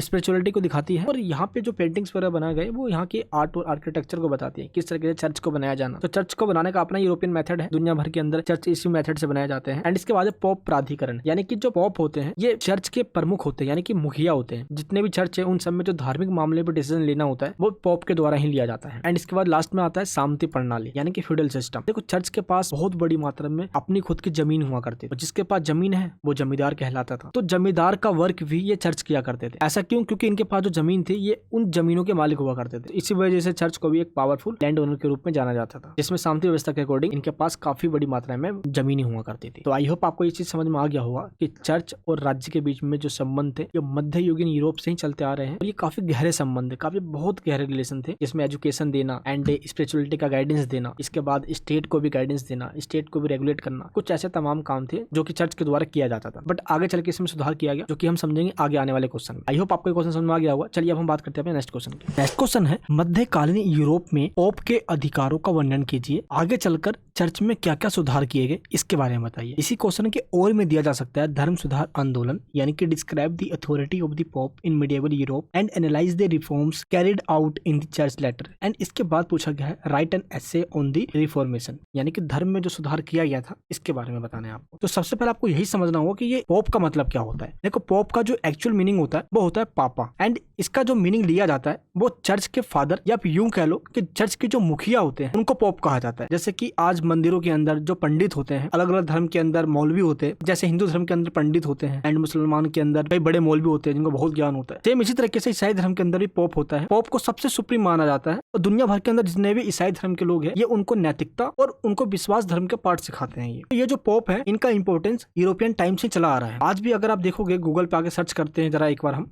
पोप के बारे में, पोप का जो ट्रेडिशन है ये यूरोपियन टाइम से चला आ रहा है, और पोप का जो पोस्ट है वो आज भी होता है। वेटिकन सिटी में ये रहते हैं, जो दुनिया का सबसे छोटा देश है। इनको देखिए, ये है पोप फ्रांसिस। ये आज इस टाइम पे ये पोप है जो दुनिया भर के अंदर 1.2 बिलियन जो कैथोलिक चर्च के फॉलोवर्स हैं, यानी कि जो ईसाई धर्म को मानने वाले लोग हैं, जो दुनिया में सबसे ज्यादा है ईसाई धर्म के लोग, जो कैथोलिक चर्च को फॉलो करने वाले ईसाई धर्म के लोग हैं, ये उनको अपने गाइडेंस देते हैं। तो ये है पोप, और पोप का जो चुनाव होता है वो काफी कॉम्प्लिकेटेड है। इस टाइम पे ये पोप है जो काफी पावरफुल है। मोदी जी भी इनसे मिले हुए हैं, और तमाम जो देश के राष्ट्राध्यक्ष होते हैं वो इनसे मिलते भी हैं। और मिडिल एज में जब फ्यूडलिज्म चल रहा था उस टाइम पे सामंत काल के दौर में पोप का बहुत ज्यादा इंपॉर्टेंस था, सबसे शक्तिशाली पोप को ही माना जाता था। अब बात करते हैं कि इनके पास कौन कौन से अधिकार थे। सबसे पहला है धार्मिक अधिकार, यानी कि रिलीजियस अथॉरिटी या रिलीजियस राइट्स। देखो पोप को पृथ्वी पर सर्वोच्च आध्यात्मिक अधिकारी, या यूं कह लो कि गॉड का रिप्रेजेंटेटिव कहा जाता है इनको। ये ईश्वर के ही प्रतिनिधि हैं धरती के ऊपर, जिनका काम होता है लोगों को सही राह दिखाना। ये सेंट पीटर के उत्तराधिकारी हैं। एंड कैथोलिक सिद्धांत के अनुसार जो यीशु मसीह है, यानी कि जो जीसस है, इनके मूल जो प्रेरणा है, इनके जो सिद्धांत है, इनको ये सभी लोगों तक प्रचार करते हैं। एंड विश्वास और नैतिकता के मामलों में ये आदेश देते हैं। दुनिया भर के अंदर आदेश देने का अधिकार इन्हीं के पास है जो ईसाई धर्म के फॉलोवर्स हैं। तो इस तरीके से ये इनके धार्मिक अधिकार, यानी कि रिलीजियस अथॉरिटी। एंड इसके बाद राजनीतिक प्राधिकार, यानी कि इनके पास पॉलिटिकल राइट्स भी हैं। जैसे जो पोप जो होते हैं दुनिया भर के सभी जो बिशप हैं, बिशप किन्हें कहा जाता है, जैसे कि मंदिर के अंदर पंडित होते हैं, सेम इस तरीके से भी ईसाई धर्म के अंदर बिशप होते हैं, जिनको आप आचार्य कह लो, यानी कि सिंपल ईसाई धर्म के अंदर पंडित कह लो, जो चर्च वगैरह में होते हैं। तो जितने भी चर्च के फादर हैं इन सभी को मिलाकर एक पूरा मुखिया बनता है, वो है पोप। तो पोप के द्वारा इन सभी को आदेश दिया जाना, जितने भी अधिकारी होते हैं इनको अपॉइंट करना, इस तरीके से ये इनके ही हाथ में होता है। अगर कहीं पे तनाव पैदा हो गया है, कहीं पे भी कोई कॉन्फ्लिक्ट हो रहा है, दुनिया भर के अंदर अमन चैन के लिए कामना करना, ये पोप के मुख्य कार्य होते हैं। एंड इसके बाद थर्ड पॉइंट आता है papal state. That means papal state का मतलब क्या होता है कि जो पोप है इनका भी एक अपना राज्य होता है, जिसके वो राज्याध्यक्ष होते हैं, यानी कि वो पूरे राज्य को रेगुलेट कर रहे होते हैं। और जैसे कि ये जो पोप है ये आज इस टाइम पे वेटिकन सिटी में रहते हैं। वेटिकन सिटी दुनिया का सबसे छोटा देश है, और यहाँ के वो राष्ट्राध्यक्ष है, यानी कि वेटिकन सिटी अपने आप में ही एक देश है जहाँ की आबादी 800 से 900 के आसपास है। और ये वेटिकन सिटी के एक सुप्रीम लीडर है, कह सकते हो ये मुखिया है। तो इस तरीके से ये पूरा शासन भी चला रहे होते हैं। तो इसमें यही कहा गया कि पोप का एक अपना एक राज्य होता है जिसको पूरा रेगुलेट कर रहे होते हैं। एंड इसके बाद क्या है कि धर्म में सुधार किया गया, जिसको हम धर्म सुधार आंदोलन या रिफॉर्मेशन के नाम से जानते हैं। धर्म में सुधार का मतलब होता है चर्च में सुधार करना, क्योंकि मिडिल ईस्ट के अंदर चर्च का काफी इन्फ्लुएंस हुआ करता था। तो सबसे पहला जो रिफॉर्म था वो यही किया गया कि स्टेट और चर्च, दैट मींस रिलीजन, दोनों को अलग किया गया, सेपरेट किया गया। क्योंकि पहले एक देश का राजा वही करता था जो चर्च के पोप या फादर या जो चर्च कहता था। तो पहला काम किया गया, रिलीजन को पॉलिटिक्स से अलग कर दिया गया। एंड इसके बाद काफी विरोध किया गया जो चर्च कर रहा था। एंड उस टाइम पे सिर्फ एक ही चर्च हुआ करता था जिसको कैथोलिक चर्च कहा जाता था। और कैथोलिक चर्च के द्वारा कुछ ऐसे काम किए जा रहे थे जैसे कि धीरे धीरे करके मिडिल ईस्ट के अंदर कई लोग भ्रष्टाचार में लिप्त हो गए थे, वो करप्शन करने लग गए थे, और चर्च के अंदर भी ऐसी एक्टिविटीज हो रही थी। तो इसका विरोध किया गया। और जो इसका विरोध करने वाले थे उनका नाम था मार्टिन लूथर। और इनके विरोध के बाद चर्च, दैट मीन जो ईसाई धर्म है, ये 2 पार्ट्स में डिवाइड हो गया। एक तरफ कैथोलिक, तो कैथोलिक वो लोग हैं जो लंबे टाइम से पहले से चलता आ रहा था, और इस टाइम जब विरोध किया गया और इसके बाद जो नया इसका एक पार्ट बना उसको कहा गया प्रोटेस्टेंट। यानी कि अब जो ईसाई धर्म है इसके 2 पार्ट्स हैं, कैथोलिक और प्रोटेस्टेंट। दुनिया भर के अंदर तमाम पार्टीशन हुए हैं, जैसे कि इस्लाम धर्म भी देखोगे आप तो शिया और सुन्नी। एंड अगर आप बौद्ध धर्म देखोगे तो हीनयान, महायान। जैन धर्म देखोगे इसमें भी है श्वेतांबर, दिगंबर। तो अलग अलग धर्मों के अंदर पार्टीशन हुए हैं। तो एक टाइम पे आने के बाद डिवीजन हो ही जाता है, और इस तरीके से सुधार किया गया मार्टिन लूथर किंग के द्वारा। इसी को धर्म सुधार आंदोलन के नाम से जाना जाता है। और इसमें और भी सुधार किए गए, जैसे ग्रेगोरियन सुधार किया गया। जैसे पोप ग्रेगरी जो 7 थे, यानी कि 7वें नंबर पे आते हैं ये जब यहाँ के शासक बने, तो इन्होंने सिमोनी का मतलब होता है जो चर्च के कार्यालय हैं, चर्च की देखभाल के लिए जो जमीनें होती हैं उनकी खरीद और बिक्री का काम। एंड निवेश का मतलब होता है जो चर्च के अधिकारी होते हैं इनको अपॉइंट करना। इनको अपॉइंट करने के लिए कुछ ऐसे नियम बनाए इन्होंने ताकि भ्रष्टाचार ना हो चर्च के अंदर। तो पहला सुधार किया गया इनके द्वारा, ये 11वीं सेंचुरी में किया गया था। एंड इसके बाद मेंडिकेंट आदेश। मेंडिकेंट ऑर्डर्स का मतलब क्या है कि 13वीं सेंचुरी के अंदर गरीबों की सेवा भी की जाए, इस पे जोर दिया गया। लेकिन अभी तक क्या हो रहा था कि चर्च के फादर खुद अपना जेब भर रहे थे, और मिडिल एज के अंदर ऐसा खुलेआम हो रहा था, इसलिए डार्क एज कहा जाता है इसको। लोगों को इतना अधिकार नहीं था कि वो चर्च के खिलाफ कुछ बोल सके या इस पे उंगली भी उठा सके। एंड इसके बाद क्या है, परिषदें और धर्म सभाएं बुलाई गई, यानी कि कुछ काउंसिल्स बनाए गए। इसमें क्या होता है कि जो धार्मिक मामले जो होते हैं, जो विवाद हो गया, कोई डिस्प्यूट्स हो गया, उन पे चर्चा करना और उसको सॉल्व करना। एंड जो चर्च की शिक्षाएं हैं वो लोगों तक आसानी से पहुंच जाए, इसके लिए ये परिषदें, काउंसिल वगैरह बनाई गई। एंड इसके बाद पुनर्जागरण पॉपसी, दैट मीन्स इसके बाद क्या हुआ, जो आध्यात्मिक नेतृत्व है, यानी कि जो स्पिरिचुअलिटी का जो लीडरशिप है, ये पोप के द्वारा किया जाए। और जो सांस्कारिक मामले हैं, एंड पोप का काम होगा स्पिरिचुअलिटी के साथ जुड़ते हुए वो लोगों तक अपने संदेश को पहुंचाए जो यीशु मसीह या बाइबल में बताया गया है। लेकिन मिडिल ईस्ट में हो क्या रहा था, मिडिल ईस्ट के अंदर यही फादर या यही पोप लोग सांस्कारिक बंधनों में बंध गए थे। यानी कि जो ईसाई धर्म के अपने प्रिंसिपल है, ये वो ना मानकर ये अपने ही घर परिवार बंधन में ही लगे पड़े थे, जिसकी वजह से जो ईसाई धर्म की टीचिंग है, जो शिक्षाएं हैं, ये लोगों तक पहुंच नहीं पा रही थी, जैसे कि जो जीसस के द्वारा दी गई है, जो बाइबल में बताया गया है। जिस वजह से इसमें सुधार किया गया। एंड बड़ी बात यह है कि आज भी जब पोप बनते हैं तो पोप बनने से पहले जो उनका नाम होता है, पोप बनने के बाद उनका वो नाम भी चेंज कर दिया जाता है, उनको अपना एक नया नाम रखना होता है। तो पोप बनने के लिए जब चुनाव होता है तो चुनाव तो अपने आप में पहले कॉम्प्लिकेटेड होता है, और जब कोई पोप बनता है तो दुनिया भर के अंदर जितने भी ईसाई धर्म के फॉलोवर्स है, ईसाई धर्म को मानने वाले हैं, ये पोप की ही सुनते हैं। और पोप दुनिया भर के अंदर अमन, चैन, सुख, शांति के लिए हमेशा दुआएं करते हैं। आज पोप का जो पोस्ट है इसको काफी रिस्पेक्टफुल तरीके से देखा जाता है और काफी रिस्पेक्ट दी जाती है दुनिया भर के अंदर। एंड इसके बाद प्रति सुधार, यानी कि काउंटर रिफॉर्मेशन। तो इस तरीके से जो मिडिल ईस्ट के अंदर पोप अपने उन कर्तव्य, अपने ऑब्लिगेशन, अपनी रिस्पॉन्सिबिलिटी से जो पीछे हट गए थे, वो रास्ता भटक गए थे। रिफॉर्मेशन के बाद इसको ही फिर से रास्ते पे लाया गया और पोप का जो कर्तव्य होता है वो उसको निभाने के लिए जोड़ दिया गया। एंड इसके बाद प्रति सुधार, यानी कि काउंटर रिफॉर्मेशन। अब इसमें क्या हुआ कि 16वीं सेंचुरी के टाइम पे जब मार्टिन लूथर किंग के द्वारा धार्मिक सुधार आंदोलन चलाया गया तो काफी लोगों का समर्थन मिला, और कैथोलिक चर्च के द्वारा जो काम किए जा रहे थे उसका लोगों ने विरोध किया कि करप्शन, इस तरीके से एक्टिविटीज करना, भाई एक क्रोस का निशान है, जो इसको देखेगा उसके सारे मनोकामनाएं पूरी होंगे, इसके बदले में बस आपको दान दक्षिणा देना होगा। तो इस तरीके से चर्च के अंदर कुछ लोग लालच के लिए काम कर रहे थे, और इसी में सुधार किया गया और मार्टिन लूथर किंग के द्वारा धार्मिक सुधार आंदोलन चलाया गया, रिफॉर्मेशन। और इसके बाद कैथोलिक और प्रोटेस्टेंट 2 तरीके से ईसाई धर्म का विभाजन हो गया। कैथोलिक चर्च के अधिकार, प्रथाओं को चुनौतियां दी गई। फाइनली धर्म के अंदर सुधार किया गया। चर्च का स्टेट से जो नाता हुआ करता था इसको अलग कर दिया गया, सेपरेट कर दिया गया स्टेट एंड पॉलिटिक्स को। तो इस तरीके से ईसाई धर्म के अंदर आज भी यूरोपियन कंट्रीज के अंदर, वेस्टर्न कंट्रीज के अंदर पोप की बहुत चलती है। कई बार फैसले लेना ना लेना पोप के डिसीजन पे भी काफी डिपेंड करता है। कई बार ऐसा होता है कि यूरोपियन कंट्रीज में कोई नया राष्ट्रपति बनता है तो वो पहले पोप से मिलता है, पोप से वो आशीर्वाद लेता है, उसके बाद वो काम करता है। क्योंकि पोप का जो पोस्ट है वो ईसाई धर्म के अंदर काफी रिस्पेक्टफुली माना जाता है, और ये कहा जाता है कि पोप का आशीर्वाद मिलने से समझ लो कोई अच्छा काम कर पाएगा। जैसा होता है ना कि हमें बड़े बुजुर्ग का आशीर्वाद मिलता है, सेम इस तरीके से ईसाई धर्म के अंदर पोप का कोई पोस्ट है, क्योंकि आज काफी पावरफुल पोस्ट है। चलिए अब हम बात करते हैं नेक्स्ट क्वेश्चन। नेक्स्ट क्वेश्चन है, इस्लाम के उदय में समाज के योगदान की समीक्षा कीजिए। यानी कि discuss the contribution of society for the rise of Islam. And इसके और में दिया गया है मोहम्मद के जीवन एवं शिक्षाओं पर एक निबंध लिखो, यानी कि write an essay on the life and teachings of the prophet Muhammad. आपको इसमें यह बताना है कि इस्लाम का राइज कैसे हुआ और मोहम्मद साहब के द्वारा जो शिक्षाएं दी गई है वो क्या दी गई है। क्या करके हम बात करते हैं इसके आंसर की। देखिए, सबसे पहले आपको ये बताऊं, इस्लाम का मतलब ही होता है समर्पण, यानी कि अल्लाह के प्रति समर्पण कर दो अपने आप को। इस्लाम एक ईश्वरवादी धर्म है, यानी कि ये एक ईश्वर को मानने वाला धर्म है और जो भी इस्लाम को मानने वाले हैं उन सभी का अल्लाह में विश्वास होना चाहिए। भारत में जो इस्लाम धर्म है ये 712 में मोहम्मद बिन कासिम के सिंध पे अटैक करने के बाद आया और उसी टाइम से भारत के अंदर इस्लाम का प्रचार हुआ। और भारत के अंदर इसके बाद जब मुगल का शासन हुआ तो इस टाइम पे भारत के अंदर मुसलमानों की अनुयायियों की संख्या काफ़ी बढ़ गई, यानी कि 712 से लेकर मुगल शासन तक कई ऐसे लोग हैं जो मुसलमान बने और भारत के अंदर मुसलमानों की संख्या बढ़ते चली गई। इसके बाद हम देखते हैं पैगंबर मोहम्मद साहब का जीवन और शिक्षाएं क्या रही है इनकी। हम स्टार्टिंग इनके जीवन की बात करते हैं। देखो, इस्लाम के अंतिम और सबसे सम्मानित पैगंबर रहे हैं पैगंबर मोहम्मद साहब। इनका जन्म हुआ था 570 में। ऐसा कहा जाता है कि इनसे पहले भी कई सारे पैगंबर रहे हैं, लेकिन ये सबसे एंड के रहे और इनके बाद कोई और पैगंबर नहीं रहा और सबसे सम्मानित रहे और अल्लाह के चहेते रहे। पैगंबर मोहम्मद साहब का जन्म 570 ईस्वी में मक्का शहर में हुआ था। उनके जीवन और शिक्षाओं का मानव इतिहास के पाठ्यक्रमों में बहुत प्रभाव पड़ा है, जिससे दुनिया भर में 1 अरब से अधिक मुसलमानों की संख्या आज हो गई है और इनका इस्लाम धर्म में आस्था है। और यह मक्का शहर सऊदी अरब में है। एंड इसके बाद हम देखते हैं प्रारंभिक जीवन और परिवर्तक, यानी कि स्टार्टिंग के जो अर्ली लाइफ है इनकी कैसी रही। देखो, प्रॉफिट मोहम्मद जो है इनकी शादी जवानी में ही एक विधवा खदीजा से हो गई थी और उस टाइम से इन्होंने इस्लाम के प्रचार प्रसार में अपना पूरा कंट्रीब्यूशन दिया है। लेकिन कम उम्र में इनके माता और पिता का देहांत हो जाने से इनकी परवरिश इनके दादा और बाद में इनके चाचा जी ने करी। इनका पालन पोषण इन्होंने ही किया है और प्रॉफिट मोहम्मद अपनी ईमानदारी यानी होनेस्टी और सत्यनिष्ठा यानी सच बोलने के लिए वो चिंतनशील स्वभाव के लिए जाने जाते थे, यानी कि जो चीज समाज में हो रहा है उसके पीछे का लॉजिक क्या है ये तर्क दिया करते थे और अपने इसी बिहेव की वजह से लोगों में काफी लोकप्रिय हो गए थे। एंड अल अमीन यानी कि भरोसेमंद की उपाधि दी गई लोगों के द्वारा प्रॉफिट मोहम्मद को। एंड इनके लाइफ में एक ऐसी घटना घटी, 40 साल के उम्र में प्रॉफिट मोहम्मद जो है एक हीरा की गुफा में ध्यान कर रहे थे और इस टाइम पे एक चमत्कार हुआ और जिब्राइल दूत इनके सामने प्रकट हुए। ये जिब्राइल दूत जो है ये अल्लाह के फरिश्ते कहे जाते हैं और यहाँ पे ये जब प्रकट हुए तो इन्होंने बताया कि प्रॉफिट मोहम्मद जो है ये अल्लाह के दूत हैं, यानी कि एक पैगंबर है। और जब इनको ये बात पता चली फिर उसके बाद से प्रॉफिट मोहम्मद ने अपनी रिस्पॉन्सिबिलिटी इस तरीके से निभाई कि पूरी दुनिया भर के अंदर इन्होंने इस्लाम धर्म का प्रचार प्रसार करना स्टार्ट कर दिया। लेकिन स्टार्टिंग मक्का से करे, फिर मदीना गए, तो एक एक करके कई इलाकों में इन्होंने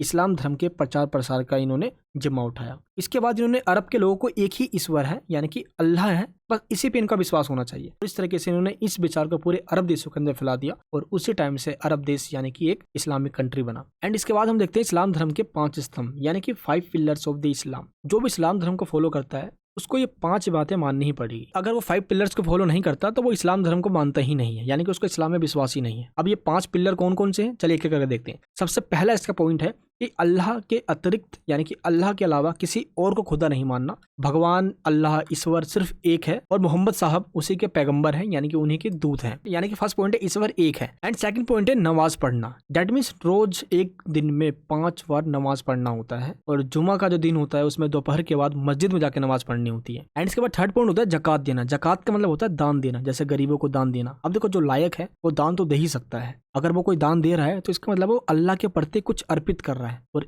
ये एक नेक काम, एक अच्छा काम माना जाता है। और इसके बाद फोर्थ पॉइंट में रमजान के रोजे रखना। देखो, इस्लाम धर्म के अंदर जो रमजान का महीना होता है इसको पूरा पवित्र महीना माना जाता है और इस टाइम पे रोजा रखा जाता है ताकि हम अपने अल्लाह के प्रति अपनी इबादत कर सके। जैसे कहा जाता है कि अल्लाह ने हमें सब कुछ दिया, घर दिया, रोटी दिया, कपड़ा दिया, मकान दिया, पर्वत दिया, पहाड़ दिया, सड़कें दी, सब कुछ दिया, लेकिन अल्लाह को देने के लिए हमारे पास कोई एक ऐसा महीना होना चाहिए जिसमें हम रोजा रख के हम अल्लाह की इबादत कर सके। फिफ्थ पॉइंट क्या है, हज करना, यानी कि उसे अपनी जिंदगी में अगर वो समर्थ है कम से कम एक बार उसको हज की यात्रा जरूर करनी चाहिए, जो कि सऊदी अरब के अंदर है, मक्का की यात्रा। तो हमने ये तो देख लिया कि इस्लाम धर्म के अंदर लोग कौन होते हैं, वो क्या मानते हैं। अब हम ये देखते हैं कि इस्लाम का उदय आखिर हुआ कैसे, यानी कि द राइज ऑफ इस्लाम। देखो, सबसे पहले कुछ पॉइंट्स बता देता हूं मैं। पहला पॉइंट है पूर्व इस्लामी अरब समाज, यानी कि अरब के अंदर जब इस्लाम नहीं आया था उससे पहले यहाँ पे कई ऐसे लोग रहा करते थे जो बहुदेववाद यानी कि कई भगवान को माना करते थे, एक नहीं अनेक भगवान को माना करते थे, ईश्वर को माना करते थे। जनजातीय समूह रहा करते थे, आपस में उनके बीच में संघर्ष हुआ करता था, कॉन्फ्लिक्ट होते रहता था, वॉर वगैरह होते रहते थे और कई लोग आपस में बटे हुए थे, उनकी आइडियोलॉजी अलग थी, विचार अलग था,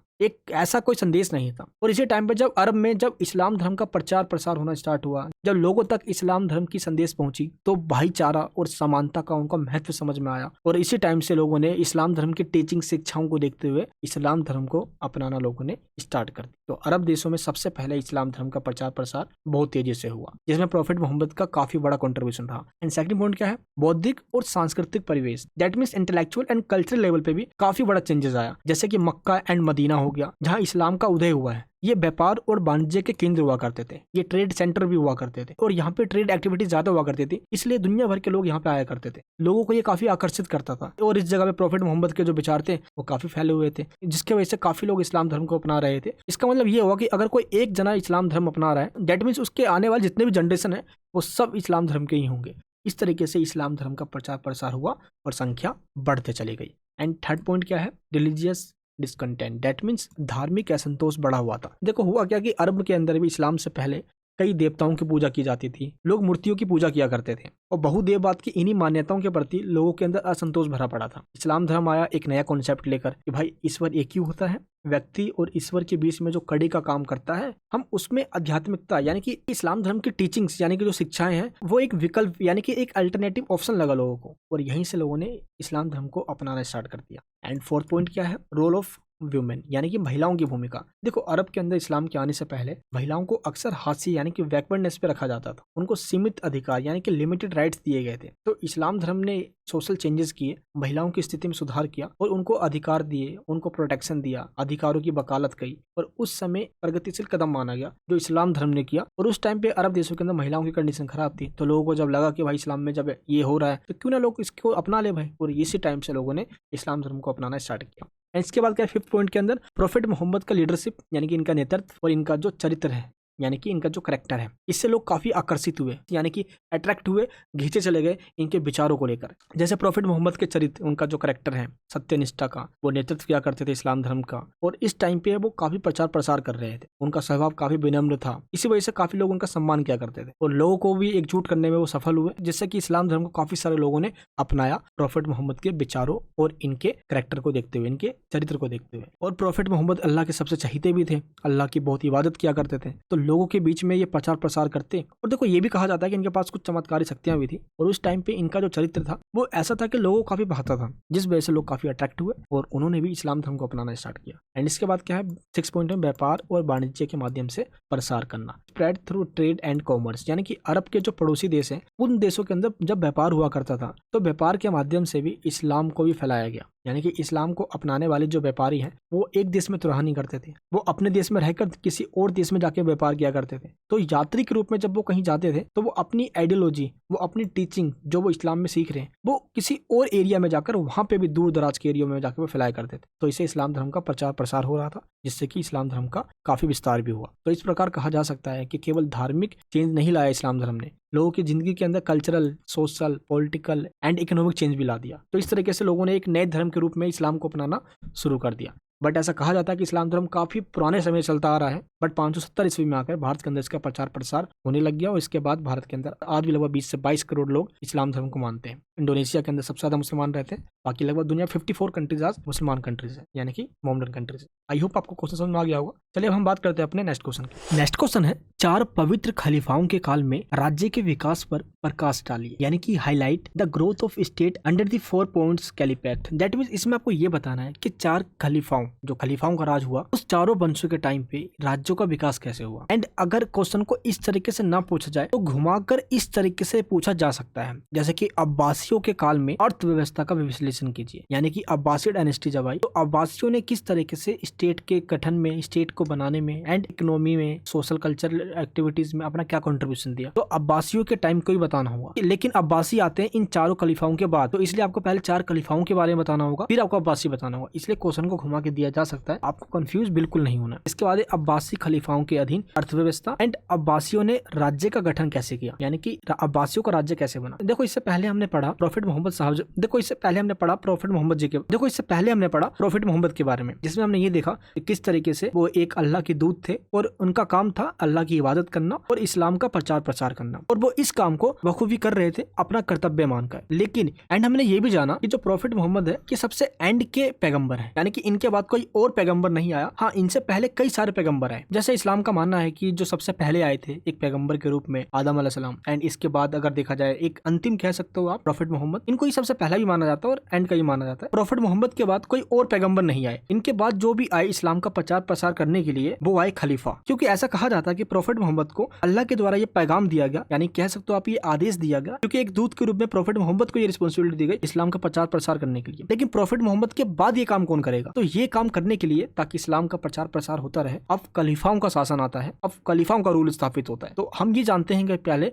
तो ये खलीफा कहाँ पे आते हैं? तो ये खलीफा आते हैं मिडिल ईस्ट कंट्रीज में, जिनको आज हम अरब देश के रूप में जानते हैं। ये एक शक्तिशाली मुस्लिम राज्य के रूप में इनकी स्थापना होती है यहाँ पे, और इनका काम होता है खलीफाओं का सही मार्गदर्शन देकर इस्लाम का प्रचार प्रसार करना। आप कह सकते हो खलीफा इस्लामी सरकार का एक रूप है, जो कि प्रॉफिट मोहम्मद के बाद कह सकते हो ये उनके उत्तराधिकारी हैं, जो कि इस्लाम धर्म का प्रचार प्रसार करने वाले हैं। अब जैसा ही क्वेश्चन में बताया गया है कि 4 होली जो खलीफत है, अब वो कौन कौन से हैं? जो सबसे पहले हैं वो है अबू बकर, इनका टाइम पीरियड ये होता है, एंड इसके बाद उमर है जिनका टाइम पीरियड ये होता है, एंड इसके बाद उस्मान है, इनको उस्मान के नाम से भी जाना जाता है, इनका ये टाइम पीरियड होता है, और इसके बाद आते हैं अली। यानी कि इन चारों खलीफाओं में सबसे एंड के जो खलीफा है वो है अली। इन चारों खलीफाओं का एक काम था इस्लाम धर्म का प्रचार प्रसार करना प्रॉफिट मोहम्मद के बाद, तो इन्होंने इस काम को करने के लिए अपना कंट्रीब्यूशन दिया। तो इन चारों खलीफाओं के द्वारा अपना क्या क्या कंट्रीब्यूशन दिया गया है, पहले आपको इसके आंसर में यही बताना है। चलिए हम बात करते हैं। तो फर्स्ट पॉइंट है इस्लामी राज्य का विस्तार करना, यानी कि जो इस्लाम है इसका एक्सपेंशन करना, इसका प्रचार प्रसार करना। इसके लिए इन खलीफाओं ने अरब और अरब के बाहर के देशों के अंदर इस्लाम धर्म का प्रचार प्रसार किया। जैसे कि खलीफा जो उमर है, इनके नेतृत्व में इराक, सीरिया, मिस्र और फारस के कई इलाकों के अंदर इस्लाम धर्म का प्रचार प्रसार किया गया। एंड सेकंड पॉइंट क्या है? प्रशासनिक सुधार करना, यानी कि एडमिनिस्ट्रेशन में जो प्रॉब्लम है इनको सॉल्व करना। जैसे कि पहले क्या होता था कि जो शक्तियां सिर्फ एक ही राजा के पास हुआ करती थी, तो इससे डिक्टेटरशिप होने का डर रहता था, डिक्टेटरशिप ना हो जाए शासन, इसका डर बना रहता था। इसलिए इन्होंने क्या किया, शक्तियों का बंटवारा कर दिया अलग अलग लेवल पे, यानी कि पावर का डिसेंट्रलाइजेशन कर दिया। अब इससे क्या हुआ कि अलग अलग जो राज्य हुआ करते थे, जो क्षेत्र हुआ करते थे, इन सबका अपना अपना एक राज्यपाल बना दिया गया, इनको अपॉइंट कर दिया गया, और इनकी रिस्पॉन्सिबिलिटी होती थी न्याय व्यवस्था को बनाए रखना, शासन को सही से चलाना, ताकि सबको जस्टिस मिले, किसी के साथ कोई दिक्कत ना आए। एंड थर्ड पॉइंट क्या है? कुरान का संकलन करना, यानी कुरान के जो प्रामाणिकता है इसको बनाए रखने के लिए इन्होंने क्या किया कि कुरान के किसी भी चैप्टर में, किसी भी पार्ट में या किसी भी टॉपिक पे कोई चेंज ना आए, इस चीज को रोकने के लिए इन्होंने जांच करवाया। क्योंकि कहा गया कुरान में कही गई सारी बातें अल्लाह के द्वारा कही गई है और इसमें कोई इंसान चेंज नहीं कर सकता, इसलिए इसमें कोई चेंज ना हो जाए, इसकी जांच परख करवाई गई इन खलीफाओं के द्वारा। एंड इसके बाद नेक्स्ट पॉइंट है हिजरी कैलेंडर का विकास करना। इसी टाइम पे हिजरी कैलेंडर का डेवलपमेंट हुआ। ये एक इस्लामिक कैलेंडर है जिसको हिजरी कैलेंडर या इस्लामिक कैलेंडर के नाम से जाना जाता है। अब इस कैलेंडर की शुरुआत कब होती है? और इस कैलेंडर की शुरुआत होती है खलीफा उमर के टाइम पे। हुआ क्या था, 622 ईस्वी में मक्का से मदीना की यात्रा पे जाते हैं प्रॉफिट मोहम्मद, और इसी टाइम पे इस यात्रा को हिजरा कहा जाता है, और यहीं से हिजरी कैलेंडर की शुरुआत होती है, जो कि एक इस्लामिक कैलेंडर है, और इस्लाम धर्म के अंदर इस कैलेंडर को फॉलो किया जाता है। एंड इसके बाद है फिफ्थ पॉइंट इस्लामी शासन का विकास, यानी कि कई जगह पे जो शासन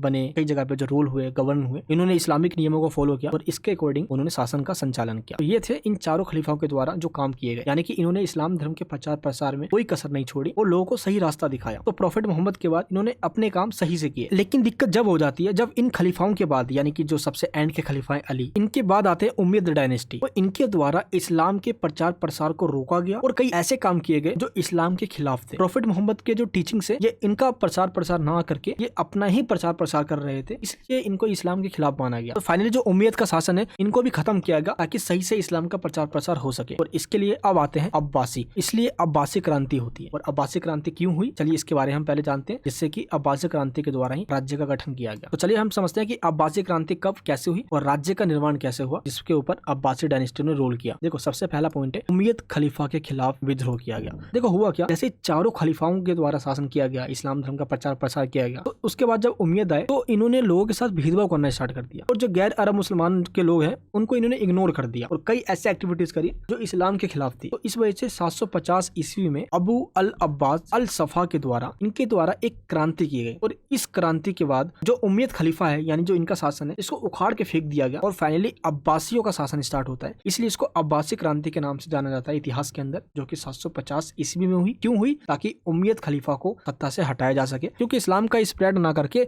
ये पक्षपात कर रहे थे और ऐसे काम कर रहे थे जो इस्लाम के खिलाफ है। इस वजह से ये अब्बासी क्रांति हुई और इसके बाद सत्ता अब्बासियों के हाथ में आ गई। एंड इसके बाद जब की लड़ाई, देखो 750 ईस्वी में जब की महत्वपूर्ण लड़ाई होती है। इसमें क्या होता है कि जो उमय्यद है इन पे अब्बासियों के द्वारा अटैक किया गया, फाइनली अब्बासियों की जीत हुई। क्योंकि उम्मयद राजवंश का अंत हो गया था इस टाइम पे और इस्लामी दुनिया में नए शासकों का राज स्थापित हुआ। बगदाद की स्थापना की गई, यानी पहले अब्बासी खलीफा थे अबू अल अब्बास अल सफा, इनके द्वारा ही अब्बासियों की स्थापना की गई थी, अब्बासी डायनेस्टी की। उम्मयद डायनेस्टी का एंड कर जब अब्बासी क्रांति हुई एंड इसके बाद 762 में यानी 762 ईस्वी में अब्बासी खलीफा की राजधानी बगदाद को बना दिया गया। बगदाद आज के टाइम पे इराक की राजधानी है और इसी टाइम से बगदाद व्यापार और संचार के लिए यानी कि ट्रेड एंड कम्युनिकेशन का एक महत्वपूर्ण केंद्र बन गया, जिससे कि बगदाद का इंपॉर्टेंस बढ़ता चला गया। दुनिया भर के लोग बगदाद में ट्रेड एक्टिविटीज के लिए आया करते थे। एंड फोर्थ पॉइंट क्या है, अब्बासियों का स्वर्ण युग। देखो अब्बासी डायनेस्टी में एक ऐसे रूलर हुए, इनका नाम था हारून अल रशीद एंड इनके बेटे हुए अल मामून। इनके द्वारा जो रूल किया गया, इसके वजह से इसको स्वर्ण युग के नाम से जाना जाता है। अब्बासियों का स्वर्ण युग कहा जाता है इसको। ऐसा क्यों? क्योंकि इनके टाइम पे कला यानी कि आर्ट का, साइंस का, फिलोसफी का एंड लिटरेचर यानी कि साहित्य, बुक्स वगैरह एंड व्यापार का बहुत तेजी से विकास हुआ, फलने फूलने लगे, जिस वजह से बगदाद बौद्धिक गतिविधियों का केंद्र बन गया। यानी कि बगदाद के अंदर दुनिया भर के तमाम विद्वान आया करते थे, इंटेलिजेंट लोग आया करते थे, यानी दुनिया भर के विद्वान काफी आकर्षित हुए और वो बगदाद आया करते, इसलिए इसको स्वर्ण युग कहा जाता है। एंड इसके बाद फिफ्थ पॉइंट में क्या है, गिरावट और विघटन, यानी कि समय के साथ साथ जो अब्बासी खलीफा है इनमें भी गिरावट आने लग गई। क्यों? क्योंकि अब्बासी जो डायनेस्टी है इसके अंदर ही आंतरिक कलह होने लग गया, कॉन्फ्लिक्ट, संघर्ष होने लग गया, आपस में कंपटीशन करने लग गई और अलग अलग जो राज्यों के राज्यपाल बनाए गए थे इन्होंने विद्रोह कर दिया खलीफा के खिलाफ में और इस वजह से जो सेंट्रल पावर है ये कमजोर हो गई। तो फाइनली जब 13th सेंचुरी में मंगोलों के द्वारा आक्रमण यानी भारी आक्रमण करने से अब्बासी डायनेस्टी का एंड हुआ और इस तरीके से अब्बासियों का जो रूल है ये खत्म होता है। तो ये हमने देखा कि राज्य कैसे बना और कैसे खत्म हुआ। अब हम ये देखते हैं कि अब्बासियों के टाइम पे उनकी इकोनॉमी कैसी हुआ करती थी। कुछ फीचर्स की बात करते हैं। देखो सबसे पहले यहाँ के लोग एग्रीकल्चर और ट्रेड पे डिपेंड हुआ करते थे, यानी कि एग्रीकल्चर अब्बासी डायनेस्टी की रीढ़ की हड्डी थी, दैट मींस बैकबोन थी, क्योंकि इस टाइम पे गेहूं, जौ, चावल और फलों का एग्रीकल्चर दैट मींस क्रॉप्स को उगाया जाता था इनके, और इनके फसलों को बेचा भी जाता था, क्योंकि भूमध्य सागर से पूर्वी एशिया यानी कि भूमध्य सागर हो गया और जो ईस्ट एशिया का पार्ट है ये जुड़ जाया करता था और यहीं से बगदाद, बसरा होते हुए काफी व्यापार हुआ, क्योंकि बगदाद अपने आप में ही उस टाइम पे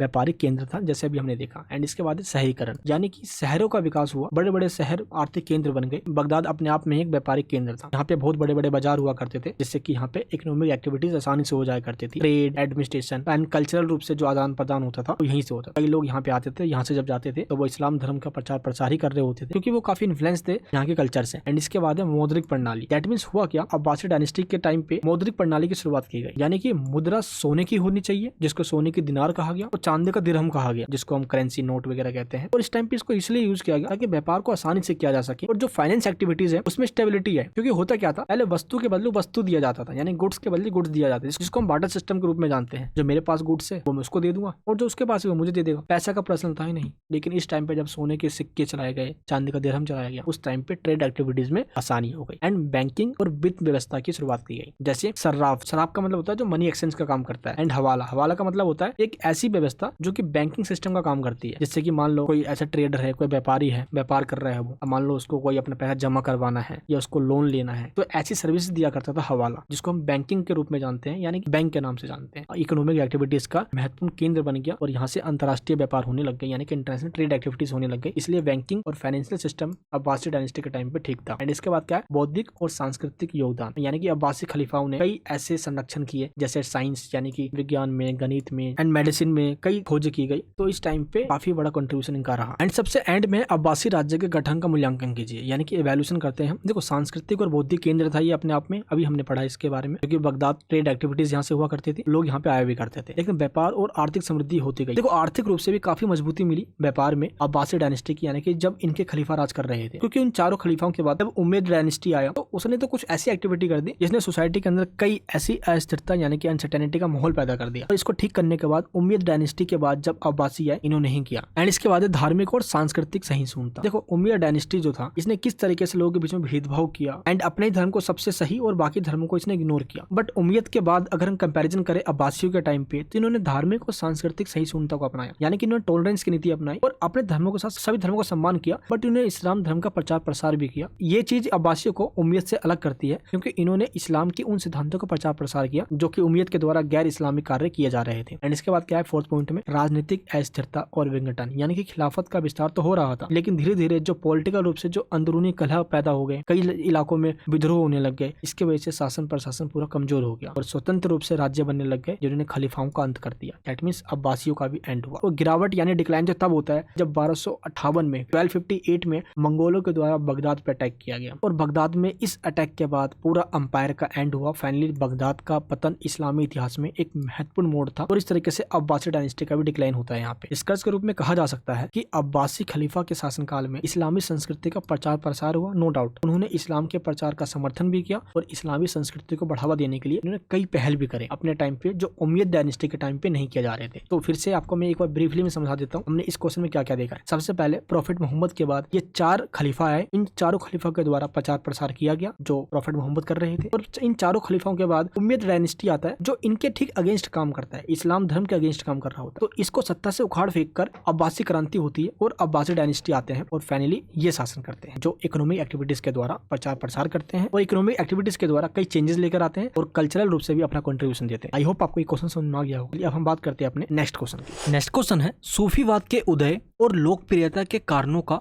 विश्लेषण कीजिए, यानी कि analyse the factors responsible for the rise and popularity of Sufism. अब ये सूफीज्म क्या है इसके बारे में जानते हैं। पहले देखो, इस्लाम के अंदर एक नया रूप निकल कर आया जिसको इस्लामी रहस्यवाद के नाम से जाना गया। अब ये क्या करता है, ये तपस्या पे जोर देता है। इसकी मान्यता है कि इस्लामी रहस्यवाद के रूप में तपस्या पे जोर देना और सिर्फ अल्लाह की भक्ति करना बहुत जरूरी है। सूफीवाद में आत्म अनुशासन पे जोर दिया जाता है और ईश्वर के ज्ञान, चाहे अल्लाह हो गए, इनके बारे में जानना, कैसे एक मनुष्य की कड़ी अल्लाह के साथ जुड़ सके। इसकी शुरुआत 12वीं शताब्दी में होती है फारस के अंदर, जहाँ पे खलीफा से भौतिकवादी और धार्मिक मामलों से वो इतने कट गए थे, इसके कारण कुछ लोगों ने तपस्या की स्टार्टिंग करी और इनको ही सूफी कहा गया। भारत में इसकी शुरुआत 1300 ईस्वी में होती है। एंड सूफी वर्ड का मतलब क्या होता है आपको ये भी पता होना चाहिए। देखो, ये सूफी ये जो वर्ड है ये अरबी के सूफ शब्द से बना है। इसका मतलब होता है वह जो ऊन से बने कपड़े पहनता है। इसका एक कारण ये भी लगाया जाता है कि ऊनी कपड़ों को आमतौर पर फकीरों को जोड़कर देखा जाता है। दैट मींस कुछ फकीर होते वो एक जगह पे नहीं रहते, वो आज यहाँ है तो वो कल वहां रहते हैं, इसलिए इन फकीरों से जोड़कर देखा जाता है। एंड इस शब्द का एक दूसरा अर्थ भी है जो कि सफा वर्ड से बना है, जिसका मतलब होता है अरबी के अंदर शुद्धता। यानी कि जो सूफीज्म है ये एक इंसान की शुद्धता पे ज्यादा जोर देते हैं। ये कहते हैं एक इंसान को अपने इंटरनल, अपने आंतरिक मामलों में शुद्ध होना चाहिए। अगर एक बंदा अपने अंदर से शुद्ध है, मन से शुद्ध है, तो जो भी काम करेगा वो सही करेगा। इसलिए धीरे धीरे करके काफी लोकप्रिय हुआ और इसने गीतों यानी भक्ति के माध्यम से, यानी कि संगीत के माध्यम से एक इंसान का जुड़ाव ईश्वर से, दैट मींस अल्लाह से करने की बात करी तो इस्लाम के अंदर ये काफी फेमस भी हुआ। इसकी लोकप्रियता बढ़ते चले गई और इसने ये भी कहा इस्लाम में जो रूढ़िवादिता है, यानी कि जो काफी कट्टरतापन है या काफी कंजर्वेटिज्म है, काफी पुरानी चीजें हैं, उनको चेंज करने की जरूरत है। जो काफी कॉम्प्लेक्सिटी है, इन कॉम्प्लेक्सिटी को टाइम के साथ चेंज करने की जरूरत है, इसलिए इसने इस पे आवाज भी उठाई। बात करते हैं कि सूफीज्म का राइज क्यों हुआ, आखिर इतना पॉपुलर क्यों हुआ। सबसे पहला पॉइंट है आध्यात्मिक खोज और आंतरिक पूर्ति। दैट मींस इसमें आपको यही बताना है कि सूफीवाद जो है ये ध्यान, गहन भक्ति, इस पे ज्यादा जोर देता है। ये कहता है कि एक इंसान को ध्यान करना चाहिए, जप करना चाहिए और भक्ति उसे की करना चाहिए जो ईश्वर है। इसके बाद आता है नेक्स्ट पॉइंट, इस पे ज्यादा जोर देने से लोगों में काफी ये लोकप्रिय हुआ उस टाइम पे। एंड सेकंड पॉइंट क्या है, अनुकूलनीयता और समावेशिता। इसका मतलब ये होता है कि जो स्थानीय संस्कृति है जहाँ पे ये लोग रहा करते थे, उनकी जो परंपरा है उस परंपरा के अकॉर्डिंग अपने आप को ढाल लिया करते थे। मान लो ये कुछ लोग हैं जो सूफीज्म को फॉलो करते हैं, सूफीज्म जस्ट इस्लाम का ही एक रूप है। अब मान लो ये कहीं जा रहे हैं, वहाँ पे कल्चर अलग है, तो ये अपने आप को उस कल्चर के अकॉर्डिंग ढाल लिया करते, लोगों के साथ मिल जाया करते थे। इससे इनकी लोकप्रियता भी बढ़ी और लोगों ने भी सूफीज्म को काफी समझा एंड इनकी जो पॉपुलैरिटी है वो बढ़ते चले गई। एंड थर्ड पॉइंट क्या है, रहस्य में अनुभव और दिव्य प्रेम। इनका क्या कहना है, इनका कहना है कि दिव्य प्रेम की अवधारणा जो कि इंसान को ईश्वर के साथ एक करीब से जोड़ देती है। सूफी कवियों के द्वारा ऐसे कई सारे लाइन्स लिखी गई जो कि आध्यात्मिकता के परमा आनंद, यानी कि एक इंसान को वो आनंद देता है जो कि एक इंसान को स्पिरिचुअलिटी से मिलती है। एंड फोर्थ पॉइंट क्या है, करिश्माई सूफी संत और शिक्षक।